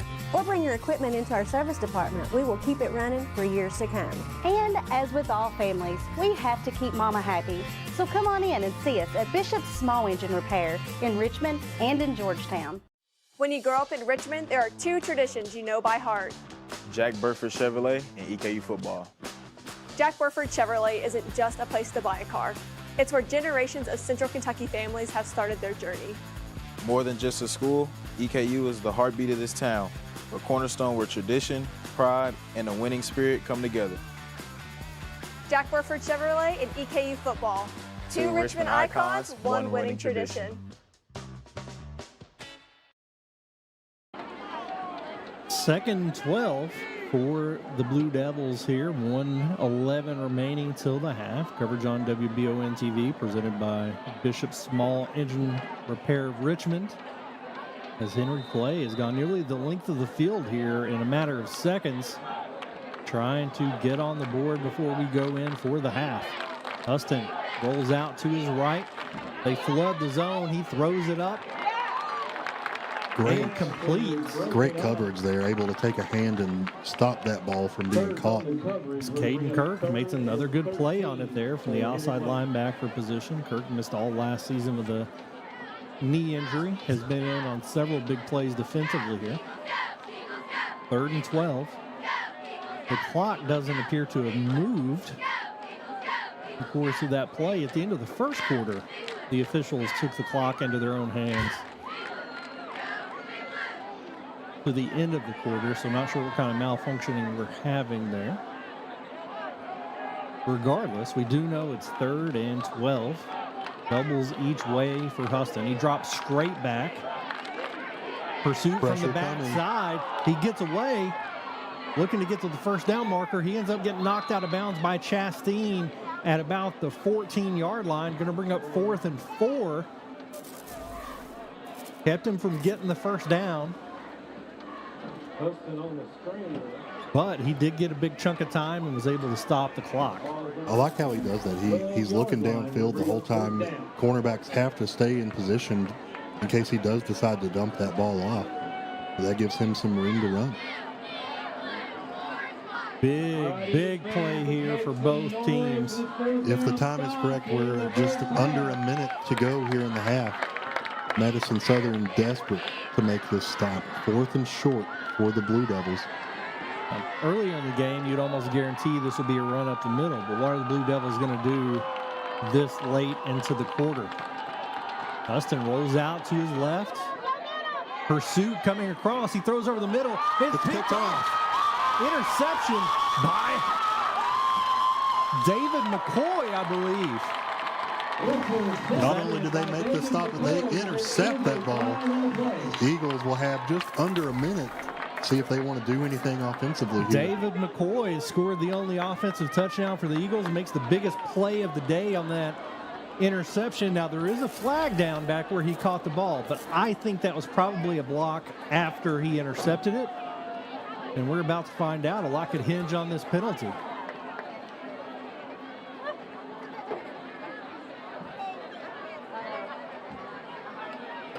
So the Southern Eagles will maintain possession of this ball with a penalty after the interception. 1st and 10 Eagles, 47 seconds left. You're up a touchdown with your back up against the end zone.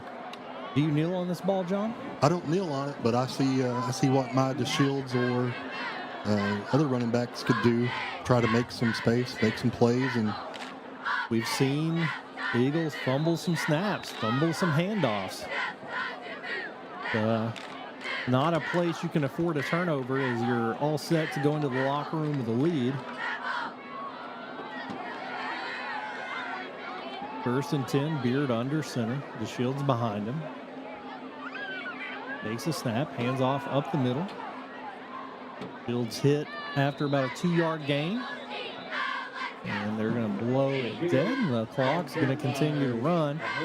They have enough time here to just let it run out if they would like to. 30 seconds to go. I imagine that's what they'll do. More time on the play clock than there is on the game clock. The coaching staff is kind of walking that direction. Not breaking the huddle. I think all signs are go that this is going to run out and be the end of the half as the Eagles start walking that way to head to the locker room. So maybe that's a good half of football with Madison Southern in the lead, 12-6. We're going to take a 3-minute break after we go down to the field as our own Samantha Burford has Coach Tim Kirk.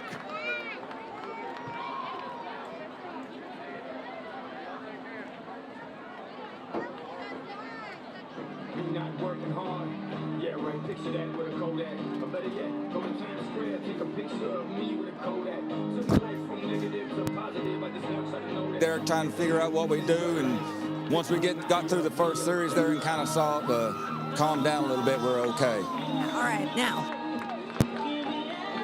Took a little time to get it rolling, get everything in sync, but they're lighting it up here at the end of this first half. Talk to us about what can we expect the second half from your team?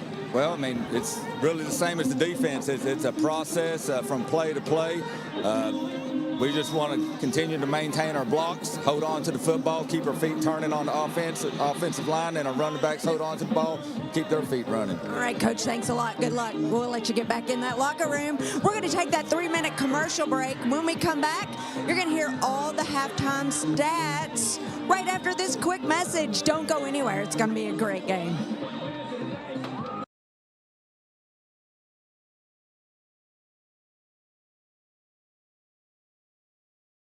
Since opening in 1972, Citizens Guarantee Bank has been there to help our customers enhance their lives and achieve their dreams. With 7 locations across Central and Eastern Kentucky today, we are celebrating 50 years of being there for the communities we call home. Citizens Guarantee Bank is now CG Bank. New name, same commitment to being there for our neighbors. CG Bank, we've been there for that. Member FDIC, Equal Housing Lender. Who makes the best meal in Richmond? Nuevo Vallarta. Friendly service, a place that's good for kids and good for groups. Head to Nuevo Vallarta on Big Hill Avenue in Richmond. Nuevo Vallarta is known for warm hospitality, great prices, great food, and the best fajitas in town. Start with an appetizer, order a la carte, or choose from their huge menu of Mexican favorites for grown-ups and kids. Nuevo Vallarta on Big Hill Avenue in Richmond. You've heard the name Chenault Vineyards, but what do you know about it? Chenault Vineyards is a place for the community to enjoy. Central Kentucky's premier event and wedding destination with 5 event venues, full-service catering, over 13 varieties of wine, live music entertainment, seasonal food options, weekly themed Wednesday night out and girls night out, trivia, murder mystery date nights, and free yoga on the point with beautiful views. Everyone can find something to do at Chenault Vineyards. Want to know more? Follow them on Facebook and Instagram or plan your night out at ChenaultVineyards.com. We all have dreams. For some, it might be playing professional baseball like Keenan Wiley, former Madison Central baseball player, did. For others, maybe it's just dreaming of your forever home. Well, after a career of playing the game that he loved, now Keenan has another dream, helping you find that dream home. Check out the new development at Crutcher Pike Estates here in Richmond. Like Keenan Wiley Real Estate on Facebook, and let Keenan help guide you through the process of finding your dream home in Central Kentucky. Hey! Oh my gosh, your husband is so hot. I know. No, like really hot. I know. We've got to call Joseph's Heating and Air. Is your AC unit not cooling? Call Joseph's Heating and Air. Your experts in fast, reliable AC maintenance and repair. They'll keep you cool when it matters most. Proudly serving Richmond, Lexington, and surrounding areas. Don't sweat it. Call Joseph's Heating and Air. Hi, I'm Gwen from Gwen's Fine Jewelers, and we would love to invite you into our family-owned business. Select from our beautiful Valina designs, Carriza designs, or we can custom design your dream ring. Gwen's Fine Jewelers is your exclusive Kendra Scott boutique in Richmond. Special financing options available, on-site jewelry repair, and layaway. Find your dream ring at Gwen's. Gwen's Fine Jewelers, where dreams come true. It is halftime here at Madison Southern High School as the Eagles lead Henry Clay 12-6 at the half. The award-winning Madison Southern band out there midfield with their performance.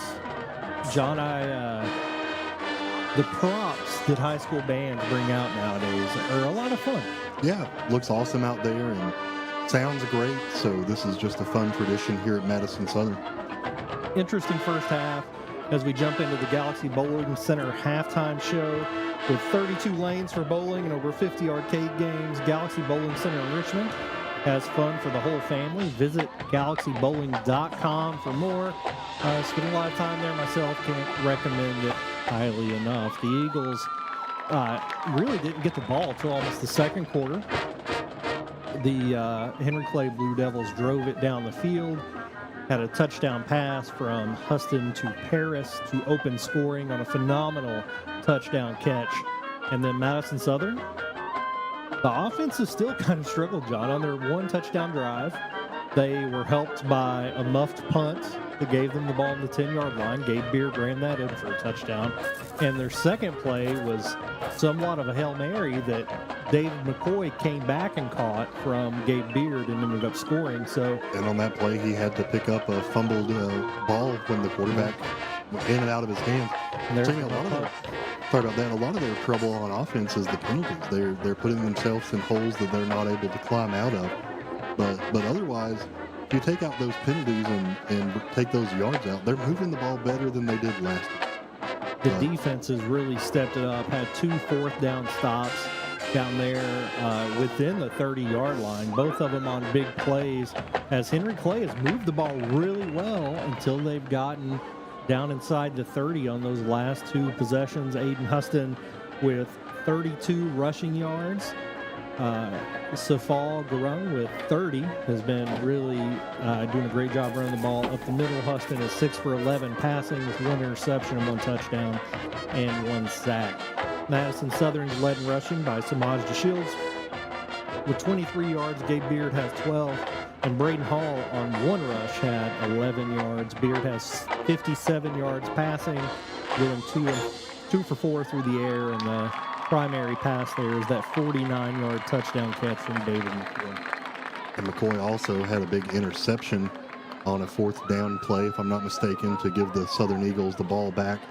So just great defense here, and offense doing okay. Need to watch the penalties. As we talked about in the pregame, they deferred to the second half, so the Eagles were able to score with just over a minute left in the first half. And we'll be getting the ball back here when we kick off for the second half. We're going to take another 3-minute break, and we'll come back and break down that first half action right here on WBON TV. To some, it's just a boat. But to Jim, it's his escape from meetings, traffic, and the grind of daily life. He may not catch any keepers, but he wouldn't trade his day on the lake for anything in the world. That's why his boat is insured by Kentucky Farm Bureau. But it's not just Kentucky's Farm Bureau. It's Jim's Recharge the Battery Farm Bureau. My Farm Bureau. David Mayo, John Rader, and Chris Hornsby with Kentucky Farm Bureau.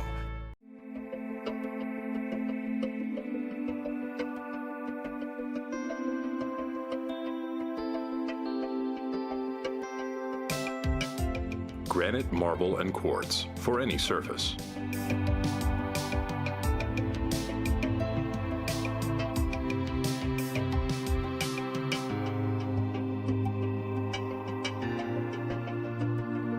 Make a lifetime commitment you won't regret. Nothing can save this blowout. Famous last words. Yeah, get in there. We're only down by 40. You just can't lose with the Spicy Wings combo. Only at Lee's, famous for a reason. Your Lee's Famous Recipe locations are proud supporters of our local Madison County High School sports teams. Have dinner before the game at Lee's Richmond, 1000 Center Drive, or swing by Lee's Berea, just off I-75 at exit 76. Since 1974, Linville Insurance has proudly served our community with values that stand the test of time: family, integrity, and service. We lead with kindness, do what's right, help others, and stay informed so you can trust us with what matters most. As a proud Shepherd Insurance partner, we offer the strength of a large agency with the heart of a local one. From business to home, auto, farm, life, and employee benefits, we are your one-stop insurance advisor. Join the Linville Insurance family and experience the difference. At Jones Family and Cosmetic Dentistry, we make it our priority to deliver the gentle, compassionate care that you deserve from a dentist. Offering single-visit restoration on crowns, bridges, inlays, onlays, and veneers with CERAC. Jones Family and Cosmetic Dentistry is equipped to handle all your dental needs, from surgical implant placement and restoration, teeth whitening, root canal therapy, and more. And we now have the Cone Beam 3D technology for taking scans of the jaw. For your next dental appointment, call Jones Family and Cosmetic Dentistry at 859-985-0201. Whitaker Bank in Madison County is your local bank for convenience. With more branches than literally any other bank in Madison County, why go anywhere else? Whitaker Bank is known for their friendly customer service and easy access drive-thrus. Whitaker Bank, your home for local, friendly, family banking. Equal housing lender, member FDIC.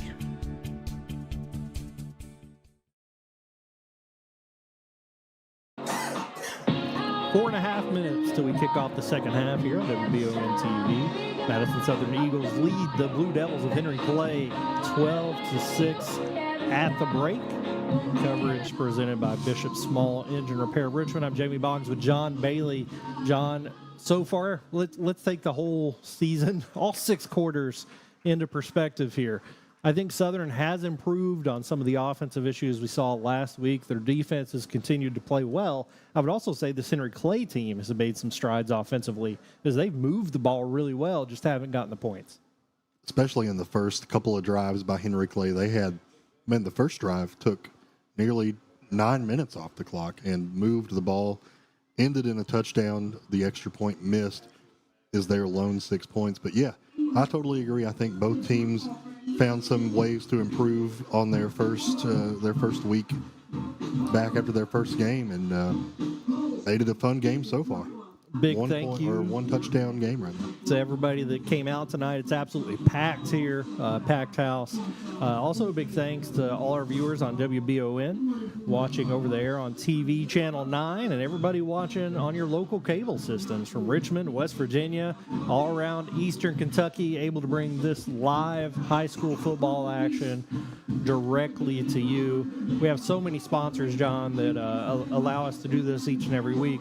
So why don't we go ahead and give them a shout? Absolutely. We'll start things off with Bishop's Small Engine Repair, Bluegrass, Marble, and Granite, Kentucky Farm Bureau, Mayor, Raider, Hornsby, Nuevo, Whitaker Bank, Galaxy Bowling Center, Keenan Wiley Realtor, Pruitt and Son Auctioneers, Orthopedic Sports and Physical Therapy, Citizens Guarantee Bank, Joseph Heating and Air, and then Jack Burford Chevrolet. Also, big thanks to Linville Insurance, Jerry Gobel State Farm, 11th Law Office, Chenal Vineyards, Madison HVAC, Jones Family and Cosmetic Dentistry, Gwen's Fine Jewelry, Veterans Contracting, Lee's of Richmond and Berea, and last but not least, Lake's Funeral Home. We appreciate all their support, allowing us to highlight these high school athletes each and every week. Madison Southern with their first lead of the season here, up 12-6 on Henry Clay after an exciting first half. The Eagles will get the ball right after the break. We're going to take another 3 minutes commercial break and come back and get ready for the second half here on WBON TV. Orthopedic and Sport Physical Therapy will help guide you on your road to recovery. It is our mindset, a spirit driven to excellence, to help people heal faster and better. If you have pain or an injury, or you need experts in sports medicine, Orthopedic and Sports Physical Therapy is your best choice in rehabilitation, and you have direct access. In most cases, you do not need a referral to any of our 7 locations serving the region. Just give OSPTKY a call. Visit our website at osptky.com to find the location nearest you. Hey, I didn't order any pizza. Jake from State Farm. After you saved me so much dough on insurance with that Parker promo, I devised a promo for you. Here's the deal, Parker. State Farm offers everyone surprisingly great rates. Right. Pepperoni pockets, cuckoo crusties. There's no promo, it's just great rates. And a side of ranch. When you want the real deal, call State Farm agent Jerry Goebel in Richmond today. Like a good neighbor, State Farm is there. At the Galaxy Bowling Center and Champions Bar and Grill, we have activities galore, including video games, bowling, pool, delicious food at Champions, plus karaoke and live entertainment 7 days a week. Enjoy the climate-controlled patio, watch NFL football, and your Kentucky Wildcats all season long. The Galaxy Bowling Center and Champions Bar and Grill, just off exit 87 at 1025 Amberley Way in Richmond. Honor, integrity, excellence. When it comes to protecting your home, rely on the experts who have served our country. At VC Veterans Contracting, our mission is to make your home feel safe. Our customers constantly rate us 5 stars for our expertise and professionalism. Trust your roof to the veterans who served. Call VC Veterans Contracting today or scan the code on screen for a free quote. VC Veterans Contracting, your roof, our mission. The heat in Kentucky hits hard. That's why having Madison HVAC on your side is so important. Don't waste time. Schedule a maintenance check on your HVAC system and make sure it's ready to handle the constant changing of the weather that comes with living in Kentucky. Your comfort is their promise. Like Madison HVACR Inc. on Facebook or schedule your maintenance checkup at 859-625-1471. Pruitt & Sons Auctioneers have over 24 years experience in the auction industry. Whether you're selling real estate, personal property, or liquidating your assets, Pruitt & Sons can help take your property to auction and walk you through the process. Serving all over Central Kentucky, visit PruittAuctioneers.com. And remember, Angela Pruitt for all your real estate needs as well.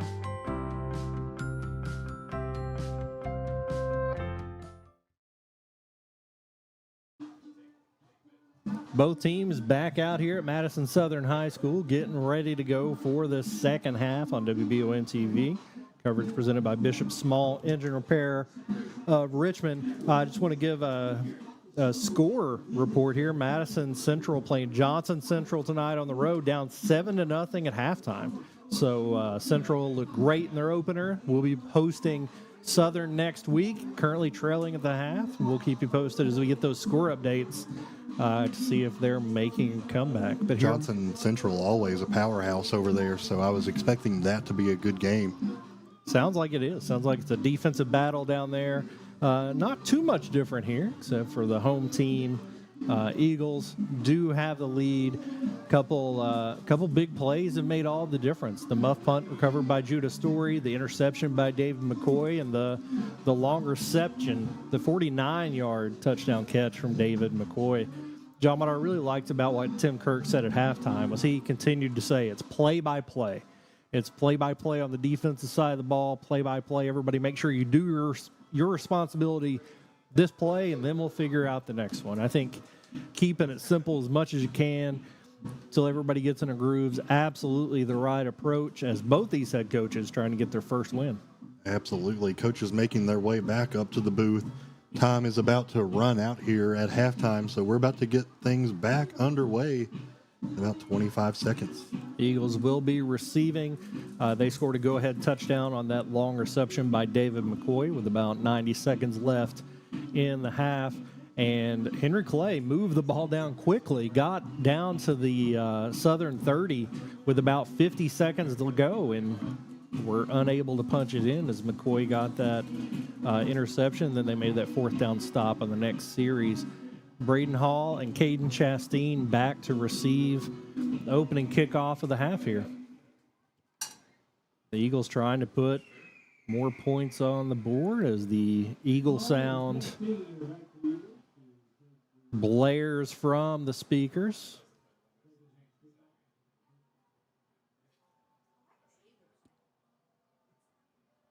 The first touchdown scored by Henry Clay. An extra point was missed. Southern on both of their touchdowns have gone for 2 and didn't get it. David Udesanya here to kick off, and it goes to Braden Hall. Feet on the goal line. He fumbles it, picks it up. Oh, they're going to call it a touchback.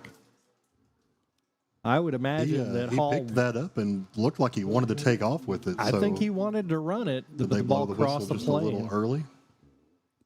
Yeah, that's such an odd, like right on the goal line there. Like, when did it cross, before or after he touched it? So the official said, we're just going to stop. I'm so used to college football, you can take the ball in the end zone and run it out. So maybe that's not the case in high school.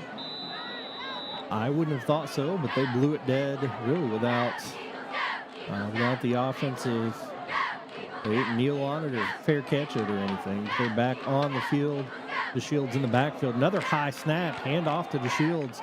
But the play's busted by that point. He takes a 7-yard loss. Beard and DeShields run into each other at the handoff, which is some of that miscommunication creeping back up from last week that we saw a little bit. Yeah, I think the snap there really threw off the timing across the board, but it'll be about a 6-yard, 7-yard loss, bring up a 2nd and long. Really tough to recover from that. And again, this offense kind of shooting themselves in the foot, not helping themselves at all. Trying to get back into it right now. Braden Hall back in the game, splits out wide, doubles each way. DeShields in the backfield with Beard in the shotgun. Beard rolls out to his left, looking to the corner, goes back to the right, tries to throw it. He's hit as he throws it in the end zone. I'm looking for he's rolling on the ground. Pain, so he's going to have to come out for at least a play. We'll see what happens here. But he rolled out right to a defender, and then they're going to throw a flag on top of that for being inside the pocket. I don't think he made it outside of the tackle box when he threw that ball out, so that's going to be did they call intentional grounding there? I think that's what they're going to call it, but maybe that hit after the play would be what they call, but we'll take a look. It looked like he signaled roughing the passer and then pointed at Southern. So I'm pretty confused on what the actual call here is going to be, as they've pointed the wrong direction a few times, but he did take a big hit there. Intentional grounding is the call. And add insult to injury, your starting quarterback on the ground. And see, that's, again, another very subjective piece of the game of football there. He was obviously hit as he was throwing it. I don't think he got out of the tackle box, but the ball did not get to the line of scrimmage either.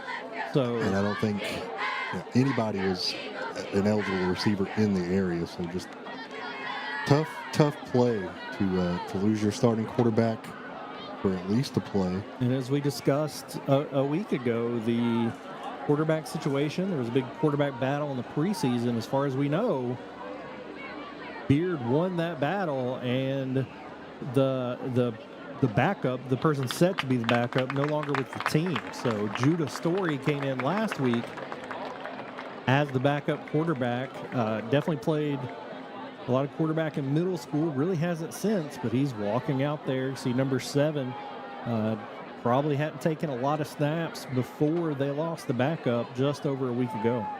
Okay, Beard holding his right shoulder is not good if he is a right-handed quarterback. And he is. I think, what's the last thing you want him to hold?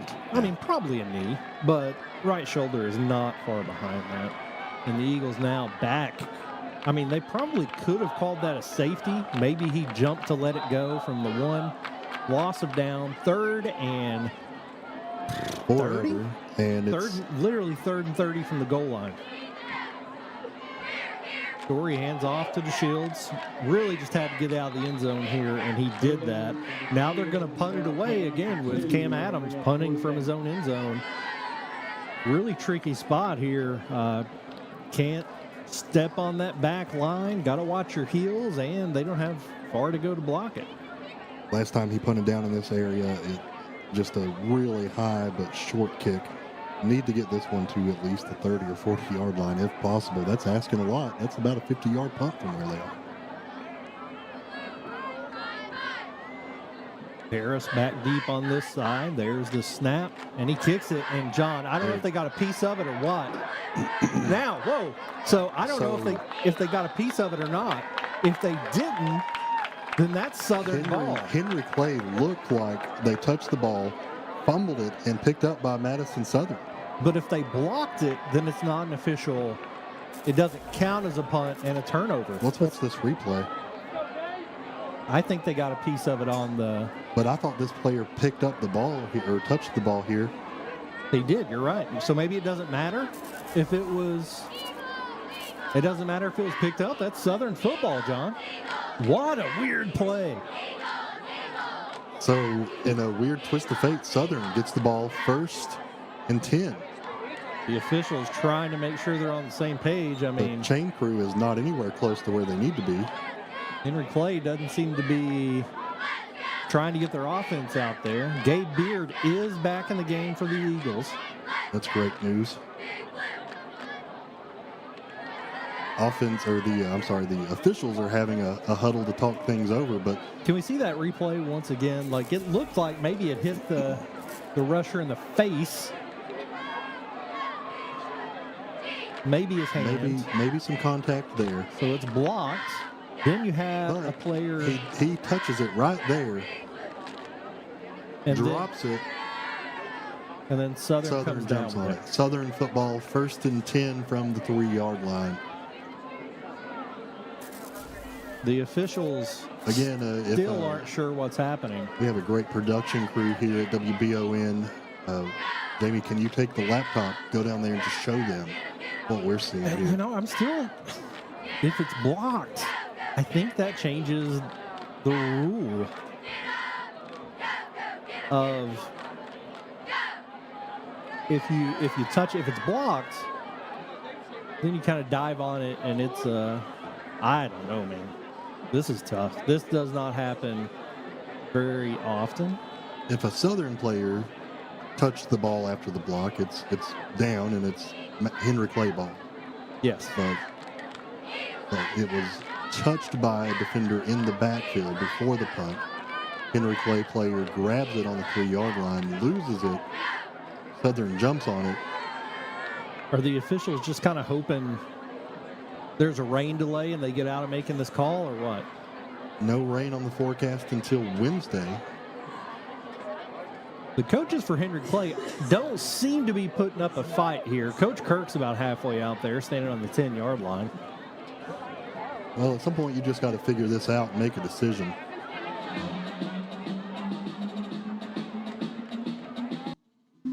The PA guy playing, well, turn down for what? Should throw on that Jeopardy theme. Here they are to make a call. First down, Eagles. It's official. Now they're blowing it for a timeout while I think they're going to go over and explain it to Henry Clay. Again, Henry Clay's coaching staff seemed to understand what was happening. Their defense has been out there since it initially happened. Again, if you're just tuning in, there was a blocked punt in the end zone, went out of the end zone, touched by Henry Clay, picked up by Southern. They were 3rd and 30 from the 1-yard line, 4th and 28. And then this happened, and they get the ball back 1st and 10 on the 1. Prior to that, Gabe Beard goes down and out of the game with an injury. Looks like he's back at the quarterback position. This is 2 big breaks coming Southern's way off of some punting and special teams plays. They also recovered a muffed punt earlier in the game that led to their first touchdown.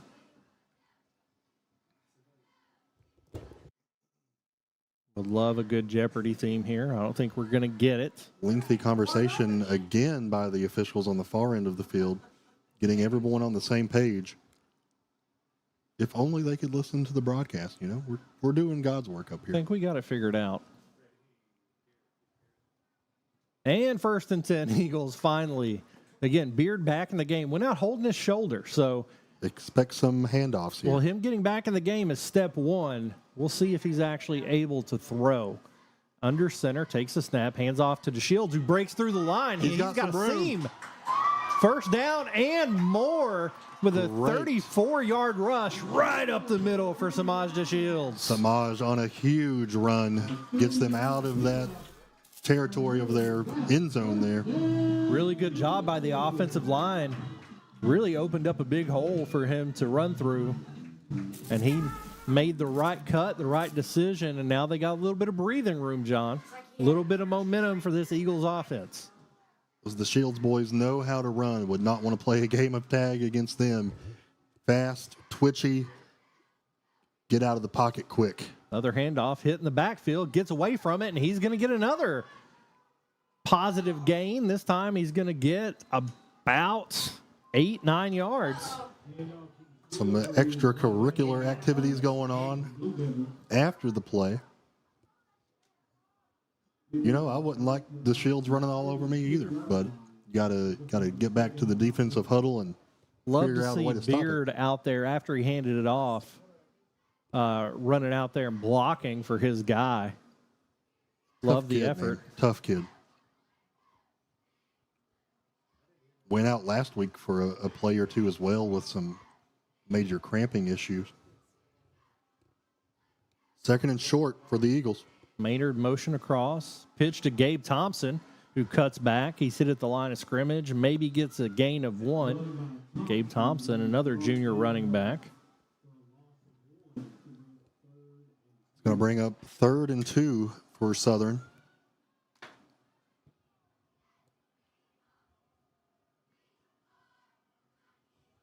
Third and 2. They've had some major success here running the ball with the Shields. Beard hurt that shoulder. Jamie, you expecting another run play here? Looks like there's some confusion with Maynard not knowing what the play call is. He split out in the slot and up the middle. Beard quarterback sneak, 1st and 10. That's how they got their first touchdown there. As Beard found his way in the end zone. Now he's moving the chains. I don't think the wide receivers knew what that play call was. They didn't need to. That ball was going right up the gut. I think that was probably the message to them. They're like, what's the call? It's like, just go stand. Stand there, look pretty. Let your quarterback run the ball. Braden Hall making his way back into the ball game. Again, the Eagles a little breathing room. Just a few moments ago, we're 4th and 28 from their own 2. Now 1st and 10 at the 44. Trips to the right, including Maynard. Pistol formation. Beard takes the snap and hands off to DeShields, who is hit behind the line. Really good play made there. That extracurricular after the play is going to be a personal foul call against Henry Clay. They're going to move the ball and get an automatic first down on that. Unfortunate. That was a good tackle by Henry Clay in the backfield. Wrapped up DeShields, took him down. But I think that is going to be an unsportsmanlike penalty. That's Nduwaye, and he's had a couple really big hits behind the line of scrimmage, doing a great job there on the defensive line, but got to stop when the whistle blows. That's going to be 15 yards and move them across midfield.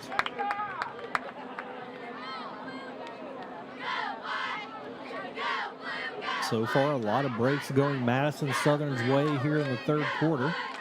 Not sure why they're not walking this one off. There we go.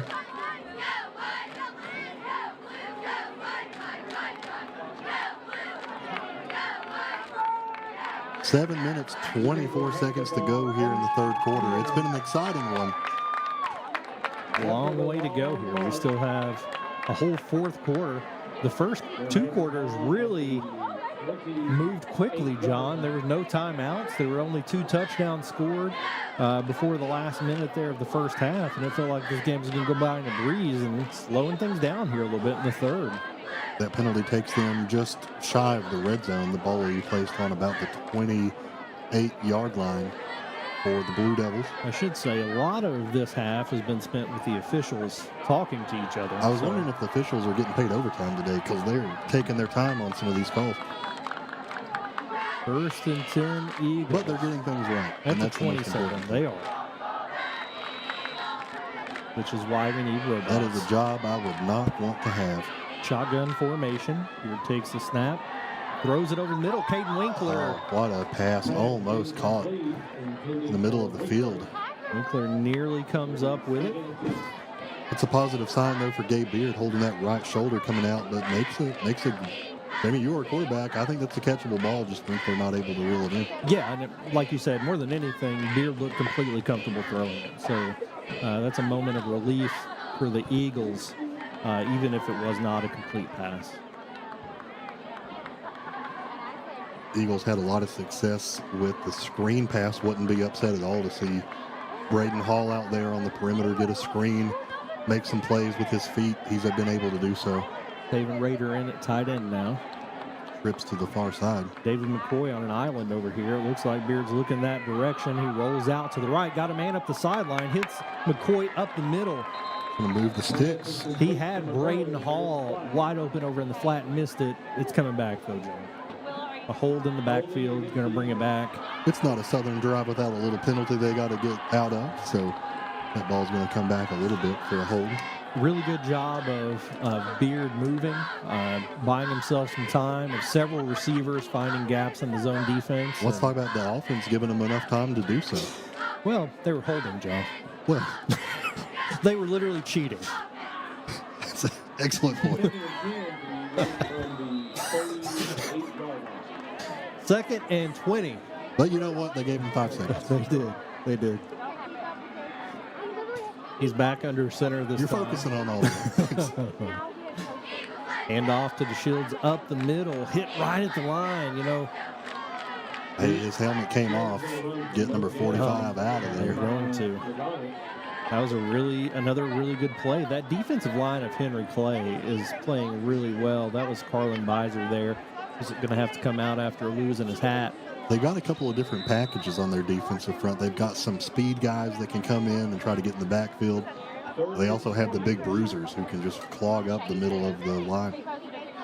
3rd and 20 here for the Eagles. I think I would have preferred to see it on 2nd down, of maybe taking a shot to the end zone from here.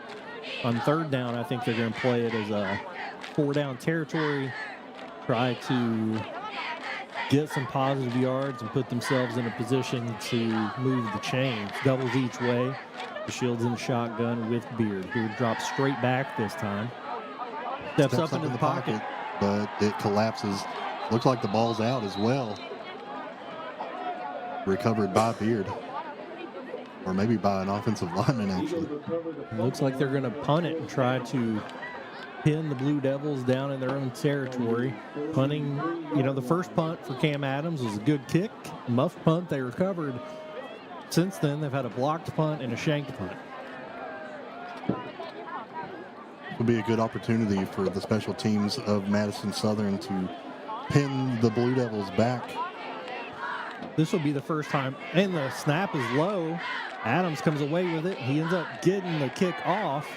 It's going to take a good bounce and roll down to about the 26-yard line. And boy, he made the most of that. That kick bounced a couple times. He was able to come up with it. Had a guy right on him and still got the kick away. So very beneficial bounce there. And this is the best defensive field position the Eagles have had since the very first drive of the game. Every other time, Henry Clay started around midfield or better.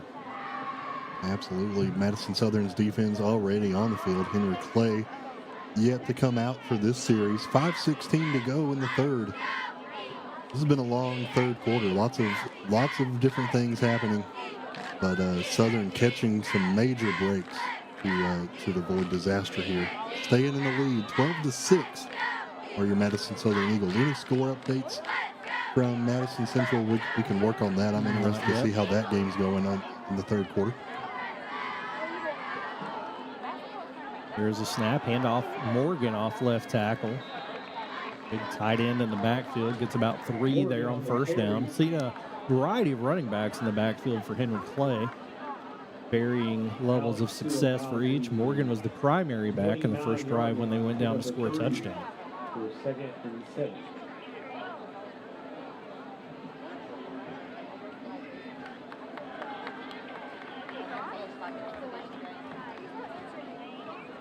Henry Clay looking to the sideline for the play. They look at their wristband.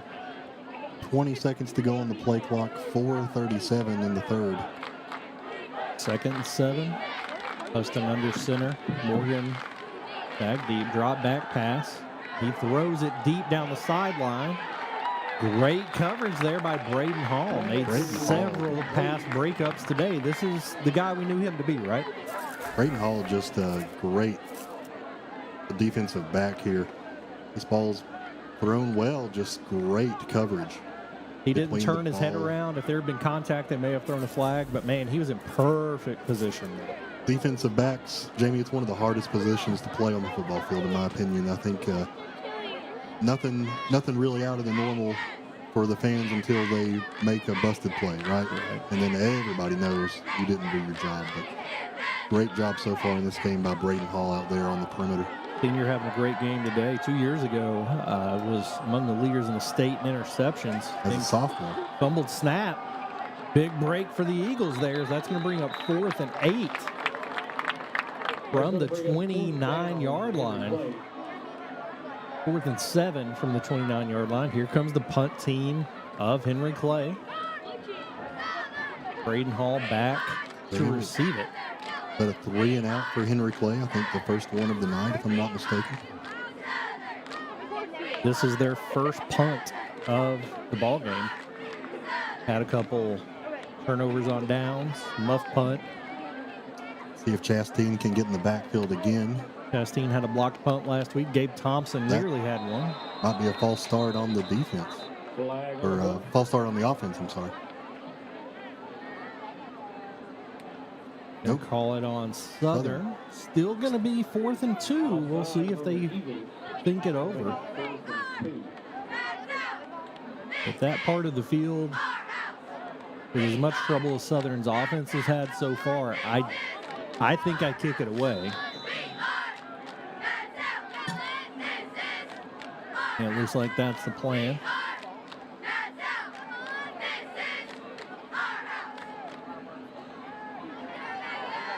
It's a fake punt.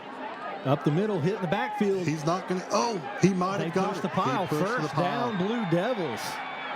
He's still going. They finally get him down on the ground at the 45. But the ball came out, and Madison Southern gets it. Another special teams play for Southern. I didn't see who came up with it. I believe it was Elliott Smith coming out of there like a man possessed. Runner just kept driving the pile. No reason to blow the play dead. He was moving forward, trying to strip it. Ball comes out. Just as he's going down while Maynard had a hold of him. Man, what another bounce play for the Eagles there. They're up on the ball and ready to go. Another turnover. I've never seen the breaks go the way of a team as much as they have gone for Southern tonight. Special teams has been, give Southern credit, but Henry Clay has made some major mistakes on special teams. Beard takes the snap, hands off to DeShields up the middle, finds a crease, and he's going to get about 7 there. Another great run by DeShields. This offensive line gets the push that he needs for 7. I need to find out the special teams coordinator for Madison Southern, because they are on it, except for the hinge play after the touchdowns. What do you think about the decision to go for it there? I love that decision. I was about to say, watch for a fake here, because this is a close ball game. The breaks have gone Southern's way, but that was almost a very successful play. And I like the way they did it. They didn't rehuddle. They saw that it was closer, called it from the sideline. Well executed, just didn't hang on to the ball. Braden Hall in motion. And have a false start on the offensive line on the left-hand side. Move the ball back 5 yards. So 1 step 2nd and forward, 10. 2 steps back. The old Madison Southern 2-step. 2nd and 9 coming up. 2 minutes 33 on the game clock for the third quarter. Madison Southern looking to put on some points, and you would think with the way this game's going, that would be that'd make you feel a little bit more comfortable in this game. A 2-touchdown lead in this game seems pretty commanding. Handoff up the middle, and DeShields gets back the yardage they lost for the penalty. So he's made it up to the 35 twice. Going to mark that one at 34. So now we're looking at 3rd and 6. Deja vu action here for the Eagles. Bringing in a bit of a bigger set, sending Hall out and bringing Maynard in. 2 tight end set. Looks like Sam Little's still in as well. Beard runs in this play.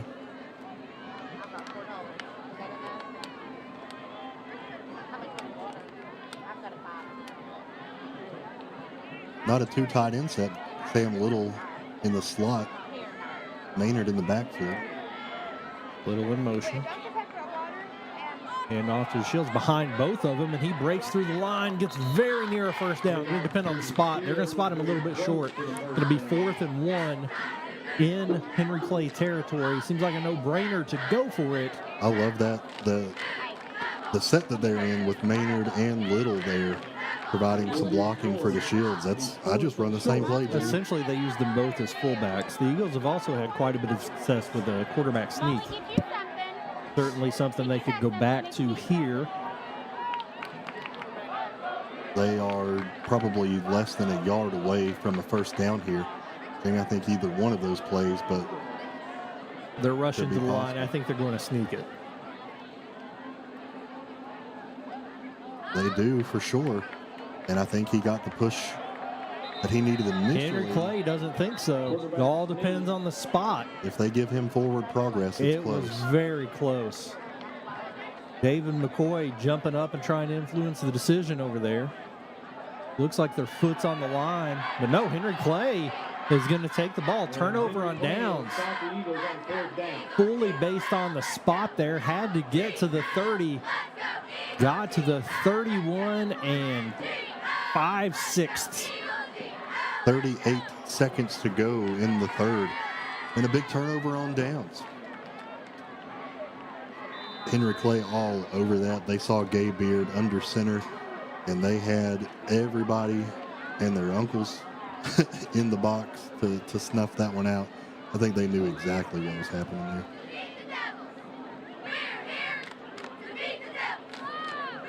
The running back for the Blue Devils has had the most yards per rush of anybody, and he's going to get it off left tackle. Great play. Destroyed in the backfield as soon as he gets it there. Number 26. Let's see. Where'd that guy come from? Right from Levi Clemens eats him up in the backfield. Shot the gap. What a great play by Levi Clemens getting in there. Untouched. What a great blitz dialed up by Kirk. 2nd and 14. They're going to let the clock run out. We're headed to the 4th quarter. We're going to take a 1-minute break and come back for the last period here on WBON TV. When life gets complicated, you need someone who understands. Since 2003, Blevins Law has navigated real estate closings, wills, estates, car accidents, and personal injury cases with care and clarity. If your family has experienced death or injury, make Blevins your first call. Blevins Law. Compassionate, reliable, real. Call 859-985-5410 to hire Blevins Law for the win. Office is located at 400 Richmond Road, North Berea, or search blevinslaw.net to contact them today. For over 40 years, Lakes Funeral Home and Crematory in Berea have been helping families through the hardest times in their lives. With traditional burial planning to cremation, the folks at Lakes can help you honor your loved ones with final arrangements. Lakes can also help pre-plan now. Let your family members know what you want and help ease their burden. Visit lakesfuneralhome.com to learn how easy it can be to pre-plan. Lakes Funeral Home and Crematory, the only on-site crematory in Madison County. 3 quarters down, 1 to go here on WBON TV. Coverage presented by Bishop Small Engine Repairs. The Madison Southern Eagles looking to finish off the first win of the season as they lead by a touchdown over the Henry Clay Blue Devils. 2nd and 14 for the Blue Devils on their own 26-yard line. Motion across. They hand off to Paris, who's hitting the backfield. Levi Clemens in the backfield again. That's back-to-back big plays, big tackles he's had for a loss. The sophomore middle linebacker making his presence felt when the defense needs the most here. Had the opportunity to coach that young man as a sixth grader. He was playing wide receiver, but he has put on the weight. He's been in the weight room. To be clear, it's muscle. Super strong kid making some plays here back-to-back. 3rd and 15. Big play here. The Eagles get the ball back. Maybe able to milk some time. Huston drops straight back. He's looking deep. Doesn't have anybody open. That ball came out. It's a fumble. Who came up with it? Levi Clemens. Are you kidding me, Levi Clemens? That's the 4th turnover of the game. What a play. He's rolling out to the left. Great rush by the line. Good coverage. Caden Chastain comes and hits him. Pops up again, and Clemens makes a heck of a play. We'll call that a fumble or an interception. Either way, it's Eagles football. First down for the Eagles. That play was dominated by that drive was dominated by Levi Clemens there. Everett King also in on the hit. Has had a couple big plays himself. The way this ball game's going, I'll throw Levi Clemens on offense, see what happens. Go with what works. DeShields hitting the backfield once again. DeShields brought down the backfield by Leon. Taken down by number 10 that time. Going to bring up 2nd and 11 for Henry Clay. Going to bring up 2nd and 11. And Jaden Chindo. Couple really good plays for him on the night. Pushing across. And off to DeShields again. Or fakes to Beard, tricked us all. Kept it himself and gets a gain of 8. I thought it was a DeShields tackle for loss. I didn't see Beard. There was a little nice razzle-dazzle there. Nice. Magic trick, misdirection. Nice play fake as they put themselves in a good position. 3rd and 4 at the 14. This entire quarter has been played on Henry Clay's side of the field.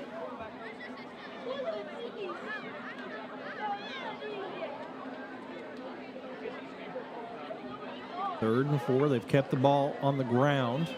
I think it's 4-down territory down here. I would not be surprised to see him try a short pass. Beard takes the snap, hands off to DeShields. He gets a first down and more, all the way down to the 6. Good run by DeShields there. Just strong run up the middle. It's really been feast or famine for this offense on the ground. Either they get a big gain, 6 to 8 yards, or they get a loss of 3. Got a score update here for you, John. Johnson Central up 15-14 over Madison Central, but Central has the ball with under 4 minutes left to go in the game. So great ball game going on there. We'll keep you updated as that score is updated if it happens. Michael Watkins and John Clark on the call. John Clark, former Madison Southern football coach. Or the B team, as I called him. Shotgun formation, 1st and goal at the 6. Bad snap. It's going to be recovered. Potentially looks like Henry Clay got on that ball. I don't think anybody can get it. Yeah, I think Henry Clay's got it. Snap went right through Beard's legs. Not sure. And now they are going to call it for Henry Clay. Yeah. They had trouble. They lost the ball under the bodies. They jumped up and came up with it, recovered by number 24, Zach Holine there. He's had a couple of big plays in this ball game so far. That's a big one there, jumping on that ball, getting their team the ball back. Jerry, this is a 1-touchdown game. And it's been defense versus defense pretty much between the 40 and 20 on this side of the field since mid-3rd quarter. Absolutely. Plenty of time. 8 minutes to go, over 8 minutes to go in this ball game as Henry Clay gets it on their 20-yard line. Huston hands off. Like Chastain got in the backfield there. They tackled right at the line of scrimmage. 2nd and 10 for Henry Clay. Looking for desperate to get some points here. They could tie things up with a touchdown, and an extra point could give them the lead. 8:13 remaining. They could revert back to their first quarter drive that took up 9 minutes and try to drive this ball. Madison Southern's done a great job since then getting off the field on 34th downs. Isaiah King in the backfield. The shotgun with Huston, doubles each way. Takes a snap and drops straight back, looking over the middle. Scrambles up into the pocket. He's going to run it. He's going to get pushed out of bounds right around the stick. Might have run out before it. We'll see where they spot him. After a gain of about 13. It is a first down for Henry Clay. He's hurt him a couple times scrambling. I mean, it's really good coverage by Southern, but if you drop too many or you rush too many, that really leaves the room open for him to rush. And Huston's taken advantage of that several times. Isaiah King still in the backfield as a running back, still doubles each way. Don't seem to be in a hurry, John. I mean, they want to have a sustained drive. Also don't want to leave a ton of time on the clock if they are able to score. 7 minutes, 40 seconds to go as he ran out of bounds. Takes a snap and drops straight back again. Here comes the rush. They're going to get him this time. Trying everything in the world to strip that ball. It's Taven Rader. Gavin Combs and Taven Rader in on that sack. Big play. Not a big loss, but a huge play there for the Eagles. Going to bring up second and about 16. Really like watching what they do when they get the guy stood up, Taven Rader, in there trying to rip the ball out. And it's been successful in this game. They've had a few turnovers.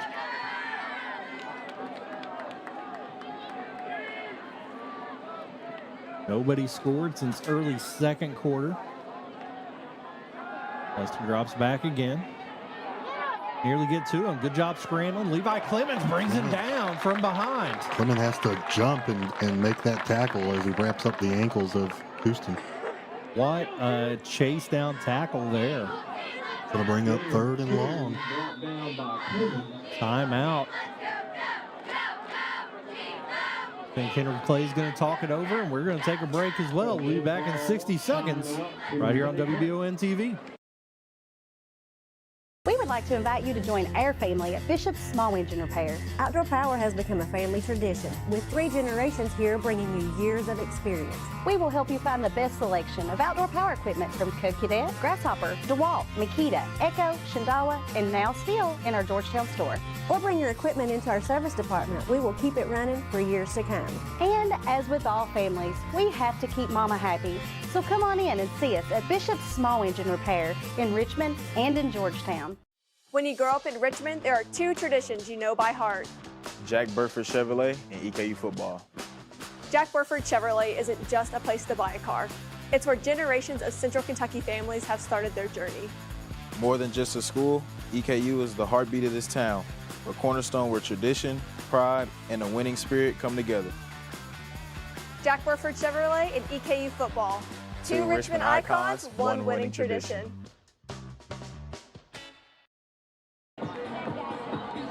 Under 7 minutes to play here at Madison Southern High School.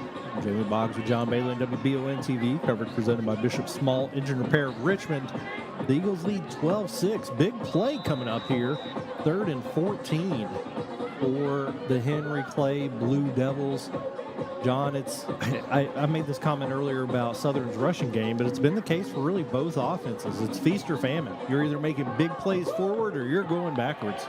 Henry Clay had a lot of success early in the game, moving the chains and getting these big 3rd downs and 4th downs converted, but it's kind of been famine lately. But he's going into the air. Oh, he's throwing it deep. Had a lot of time. Looking for pass interference. No call. No call. No flags.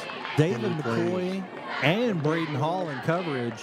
Potentially the 2 best defensive backs. I would not throw it to those two guys. McCoy already has an interception on the season, or in the game, and a touchdown earlier. 4th and 14. They're going to bring out the punt team. I think you probably have to right now, John. But you have to and play defense. I mean, there's plenty of time in this game for anything to happen. A little over 5 minutes to go. 6 minutes to go. A lot of weird things have happened already. How much more weirdness can we fit in to one ball game? Henry Clay looking to just get off an uneventful punt. There have been 0 uneventful special teams plays in this entire football game, even including extra points and kickoffs. Drops it, kicks it absolutely straight up in the air. Southern needs to clear out. They don't. It's going to go backwards. Oh, my goodness. Did he touch it? If so, that's going to be Henry Clay ball. It's down. That is a negative punt. I don't know that I've ever seen somebody get the punt off and it be negative. Chastain was all over him and nearly got it. It that takes a terrible bounce, man. Takes it like a 15-yard bounce backwards. Chastain did not touch it. Probably should have run away from it. Well, in his defense, he was 15 yards away from where that ball originally went. I'm not fast enough to ever have touchdown in my mind. It's always about the safety. Not sure who's down there, John. Can your binoculars help us out? We'll take a break on the field. That is. I think it might be Chastain. Well, no, that's on the 40-yard line, so I wouldn't think so. He was on the ball at the 15. Yeah, just not able to see the numbers well here. This is our orthopedic sports and physical therapy injury timeout. Connect with expert physical therapists who listen to your story, give you a personalized treatment plan that delivers long-lasting results and will stick with you every step of the way. Visit osptky.com to set your appointment today. Just getting a little stretch work done by the Maj Shields. He's running over to the offensive huddle, but I do think he has to sit out and play. Not going to be able to join the team on that one, but getting a little light stretch in on the, during the game. Johnson Central has regained possession of the ball. Is going to kneel down and run the clock out. So without a miracle, it looks like Madison Central is going to go to 1-1 on the season. Tough road game for Madison Central. They're back at home next week as Madison Southern drives up I-75 to take on the Madison Central Indians for a big inter-county rivalry. They may take 25. With all the construction, I would take $4.99 to Irvin at this point. A lot of construction there. Not a bad idea. They're getting on the same page here. It is going to be Southern 1st and 10. We mentioned there's not been an uneventful special teams play, but now we get a backwards punt. And it took the officials that entire injury timeout to make that decision. They've, in all fairness, they've had their work cut out. It's been a lot of weird special teams plays, especially the punts for Henry Clay. They're getting paid by the hour. They're going to be loaded as they're having to get the dudes with sticks to figure something out here. Feels like it's midnight. It's only 9:30. Turning into an old man over here, Jamie. The sticks are currently pointing the wrong direction. They're going to get that worked out. Dudes with sticks, John. Let's get some robots. Ball's on the 15-yard line. So Be clear. 1st and 10. Really appreciate the people that do that work. Largely volunteers. Really appreciate you. But there's a more efficient way that will let you relax. Motion out of the backfield for Thompson. Beard's going to run it up the middle. He sees a crease. Touchdown, Beard with another long touchdown run. Beard gets in the end zone for the second time of the game with 6.5 minutes remaining. Will that be enough to put this game away? More imminently, will they kick an extra point? Beard just tough running on that replay. Man, oh man. Really good field vision from Beard. Really tough finishing it. This time they line up straight PAT. Looks like they're not going to mess around. Also looks like they're missing somebody from being out there. What a run by Beard. The Shields if I'm not mistaken. That was his second rushing touchdown of the game. The Eagle roars in the background from the PA system. And we have a delay of game, I think. Well, the play clock's at 10.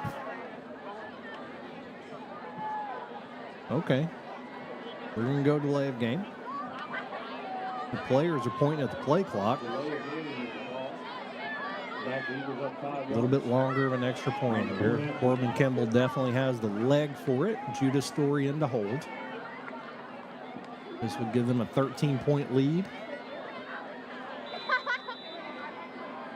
Put even more pressure on Henry Clay to not only score, but to convert. Snaps low. And Story's going to be brought down with another unfortunate special teams play.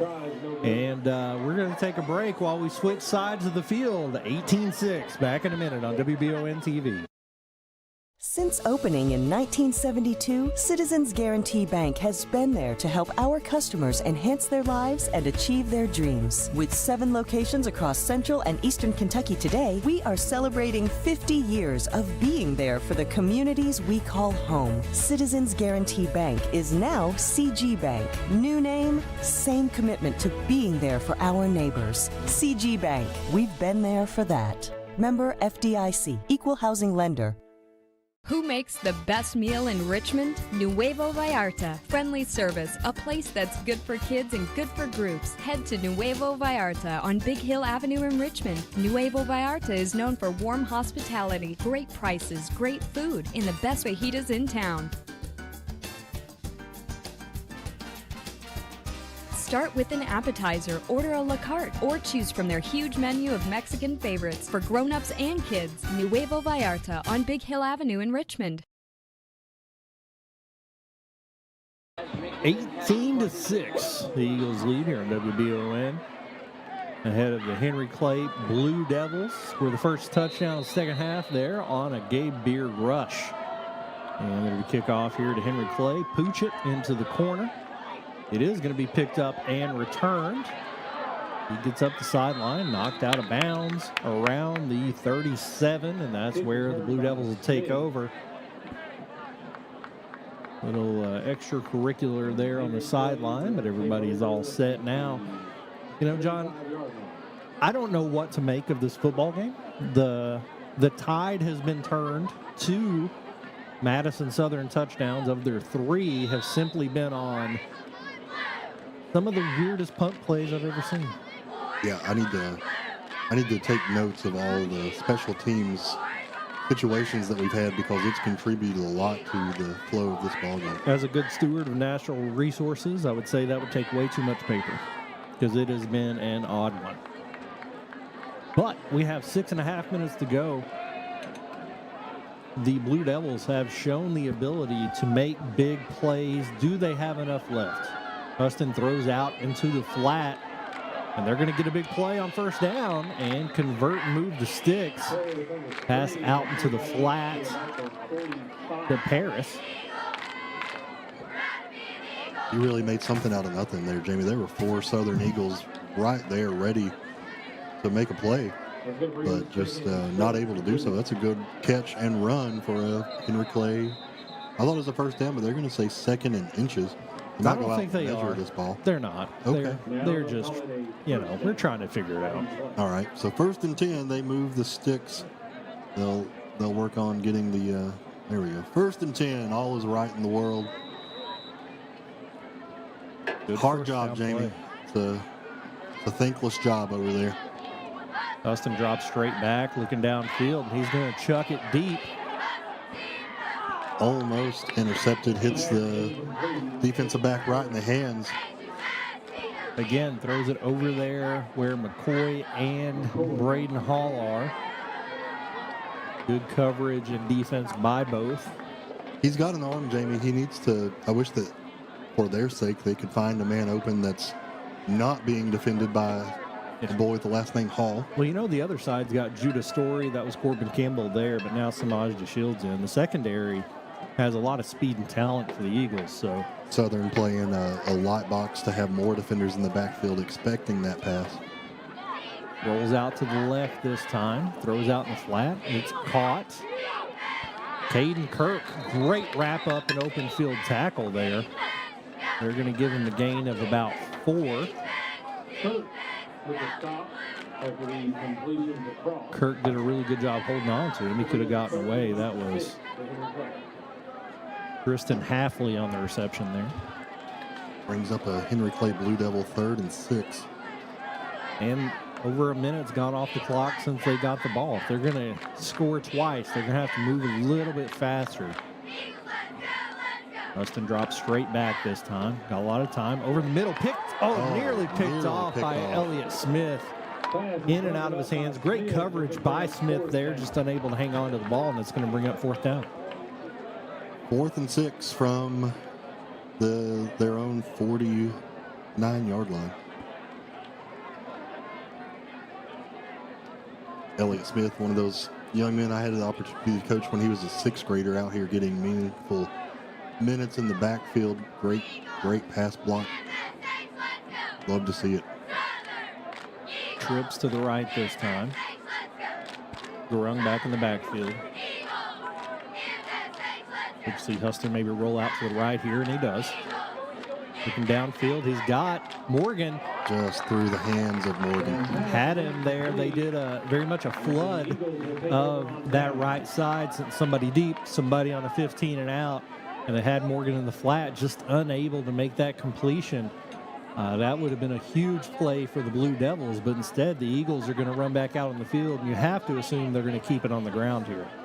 You think so? They need to run off 5 minutes to walk away with this first win of the season, which could put them at 1-1. I mean, they last year they got in a little bit of a hole early on and had to climb out of it as far as win-loss. Started 0-4. Gabriel Thompson back in at running back. Another junior. He takes it up the middle. Hit at the line.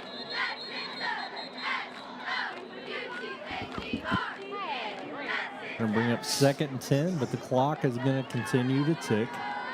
Under 5 minutes here. 2nd and 11 for the Southern Eagles. Henry Clay has 2 timeouts left. Certainly not in a situation to call those now. I would not be surprised to see them call one after this down if Southern doesn't move forward, potentially to force a potential passing situation. The Shields back in the game for the Eagles at running back. Beard goes back under center. Clock run down. Fakes the pitch and counters back to the right himself. He's going to get a gain of about 6. Big pile, stripping the ball, unable to get it away. It's going to bring up 3rd and 5. Have a whistle. I think they did call timeout there. Henry Clay's going to call a timeout. Back in 60 seconds after this Henry Clay timeout on WBON TV.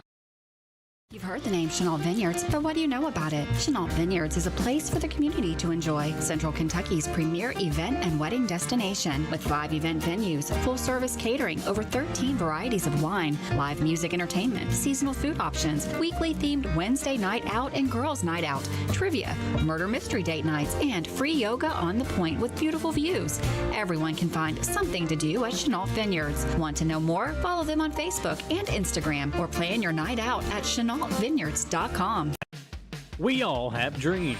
For some, it might be playing professional baseball like Keenan Wiley, former Madison Central baseball player, did. For others, maybe it's just dreaming of your forever home. Well, after a career of playing the game that he loved, now Keenan has another dream, helping you find that dream home. Check out the new development at Crutcher Pike Estates here in Richmond. Like Keenan Wiley Real Estate on Facebook, and let Keenan help guide you through the process of finding your dream home in Central Kentucky. First down, Eagles, as Samaj Shields taking off right tackle to move the chain. Set up first down for the Eagles with 3:44 remaining. You see Taven Rader, lead blocker. Some great blocking by the offensive line, tight ends there. Moves the sticks. And with just 1 timeout remaining, down 2 touchdowns, I think we're just going to see Henry Clay let Southern run out the clock. I don't see them trying to stall at this point or get back in it. And we'll see what the Eagles do. I assume they'll continue to run the ball up the middle. The Shield's still in the game. Little and Raider in the game at... I think we need to redefine the position of tight end / fullback because it's kind of merged into one, even at the professional level. Fields hit from behind. Gets a gain of, I think he got back to the line, so it's going to bring up 2nd and 10. 2 minutes, 45 seconds to go in the ball game. That's your assignment between now and our next game, John. Rename and redefine the position that has been the merger of tight end and fullback. I will work on that.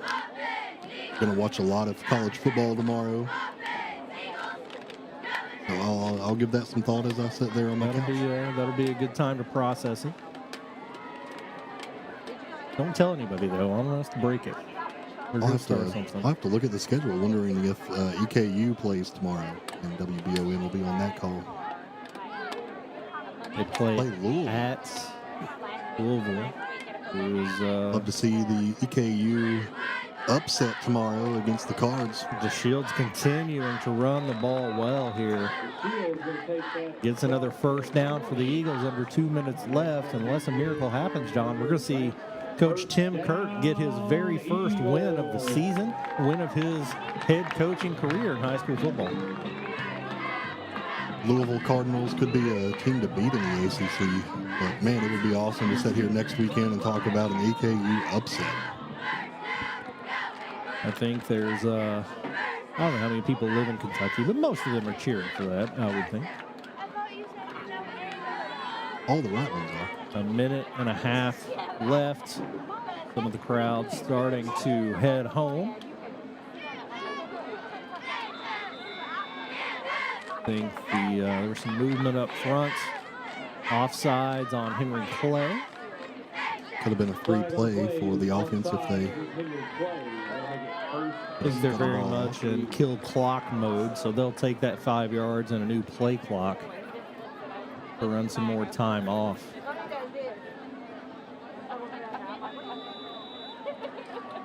One minute, 20 seconds to go. The clock will restart.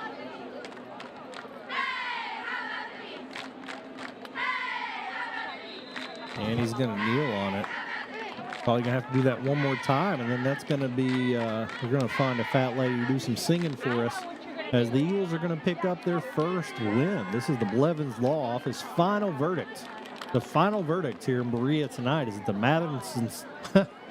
Let's try that again. You know, it's good. The final verdict here tonight is that the Madison Southern Eagles are on the winning side. When you want results that win, trust Blevins Law Office in Berea. Again, that's the Blevins Law Office final verdict. The first verdict in favor of the Eagles on this young season. They're going to take home an 18-6 victory over Henry Clay, and that's going to do it. Henry Clay falling to 0-2 on the season. The Eagles improving to 1-1. 7 days away from making their way up to Richmond to face the 1-1 Madison Central Indians. Good ball game here by the Eagles to find a way to very eventful game as far as special team plays and breaks that went for Southern. And one of the maxims to live your life by in football is if the breaks don't go your way, put on more steam. Well, the breaks went their way and they put on more steam. Just a good ball game here by Madison Southern. Did a great job of keeping their head on straight. Coach Kirk at halftime talked about living one play at a time, and they were able to do that. Had some big plays go their way, had some big plays go the other way. Just a lot of odd plays, especially on special teams tonight. We're going to go ahead and jump into the CG Bank post-game show. CG Bank wants you to know you're taken care of wherever life takes you. Ask about Kasasa Cash back. Ask about Kasasa Cash Back. Checking with 4% cash back on debt card purchases. Visit cgbank.com to see more. Jamie, we have a drive of the game, brought to you by Jack Burford Chevrolet, the drive to victory. Jack Burford Chevrolet has the best in both new and used Chevrolets and other brands. You can go to Richmond, Kentucky to find them. Visit them online at jackburford.com to see their entire inventory. Lots of great products up there for incredible prices. That's Jack Burford Chevrolet. And how about this drive to victory here that came, I think, in the second quarter? This was the go-ahead touchdown for Madison Southern, the drive that led to their first lead of the season, and the touchdown that would give them the lead for good and lead to their first win. And this is, you see the fumbled snap, but this was a drive that started in their own territory, and it's going to wrap up with a Gabe Beard pass to junior David McCoy, who makes a great play on the ball and gets in the end zone. And once again, that is your Jack Burford Chevrolet drive to victory. Just got the fourth quarter stats handed to me.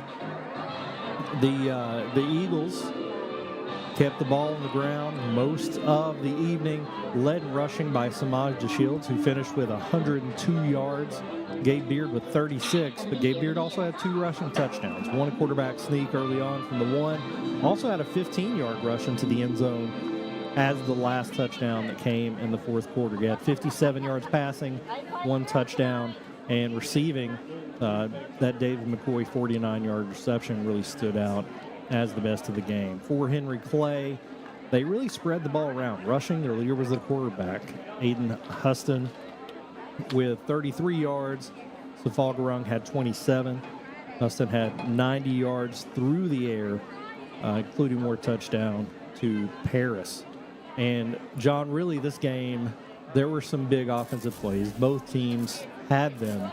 The difference came in special teams. Madison Southern ended up on 3 separate punts from Henry Clay, ended up getting the ball in better or as good or better field position as where Henry Clay was. There was a backwards punt. There was a blocked punt in the end zone that ended up being a turnover that Southern got the ball inside the 10, and then Southern themselves had a recovered muffed punt. They had an interception. Both teams recovered fumbles. Overall, it was kind of messy, but Southern made the special teams plays they needed to make to win the ball game. Well, and like we had hoped we would see for Southern, they made some improvements on both sides of the ball from last week. Granted, Henry Clay gave them everything they could, but Madison Southern able to walk away here with a victory, 18-6, the final here for Madison Southern. Absolutely. Big thanks again to everybody watching on our streaming or over on WBON. Big shout out to all those watching over the air on TV Channel 9 and everybody watching on your local cable systems throughout Eastern Kentucky. WBON TV Channel 9 viewers, stay tuned. Coming up at 10, it's an exciting episode of Forensic Files. And don't want to miss that. Again, Madison Central falls to Johnson Central on the road. Madison Southern wins here today. Big thanks to Copeland and Beck and Garrett handling the cameras. Gage producing. For John Bailey, I'm Jamie Boggs, and this has been Madison Southern Football live sports coverage on WBON TV.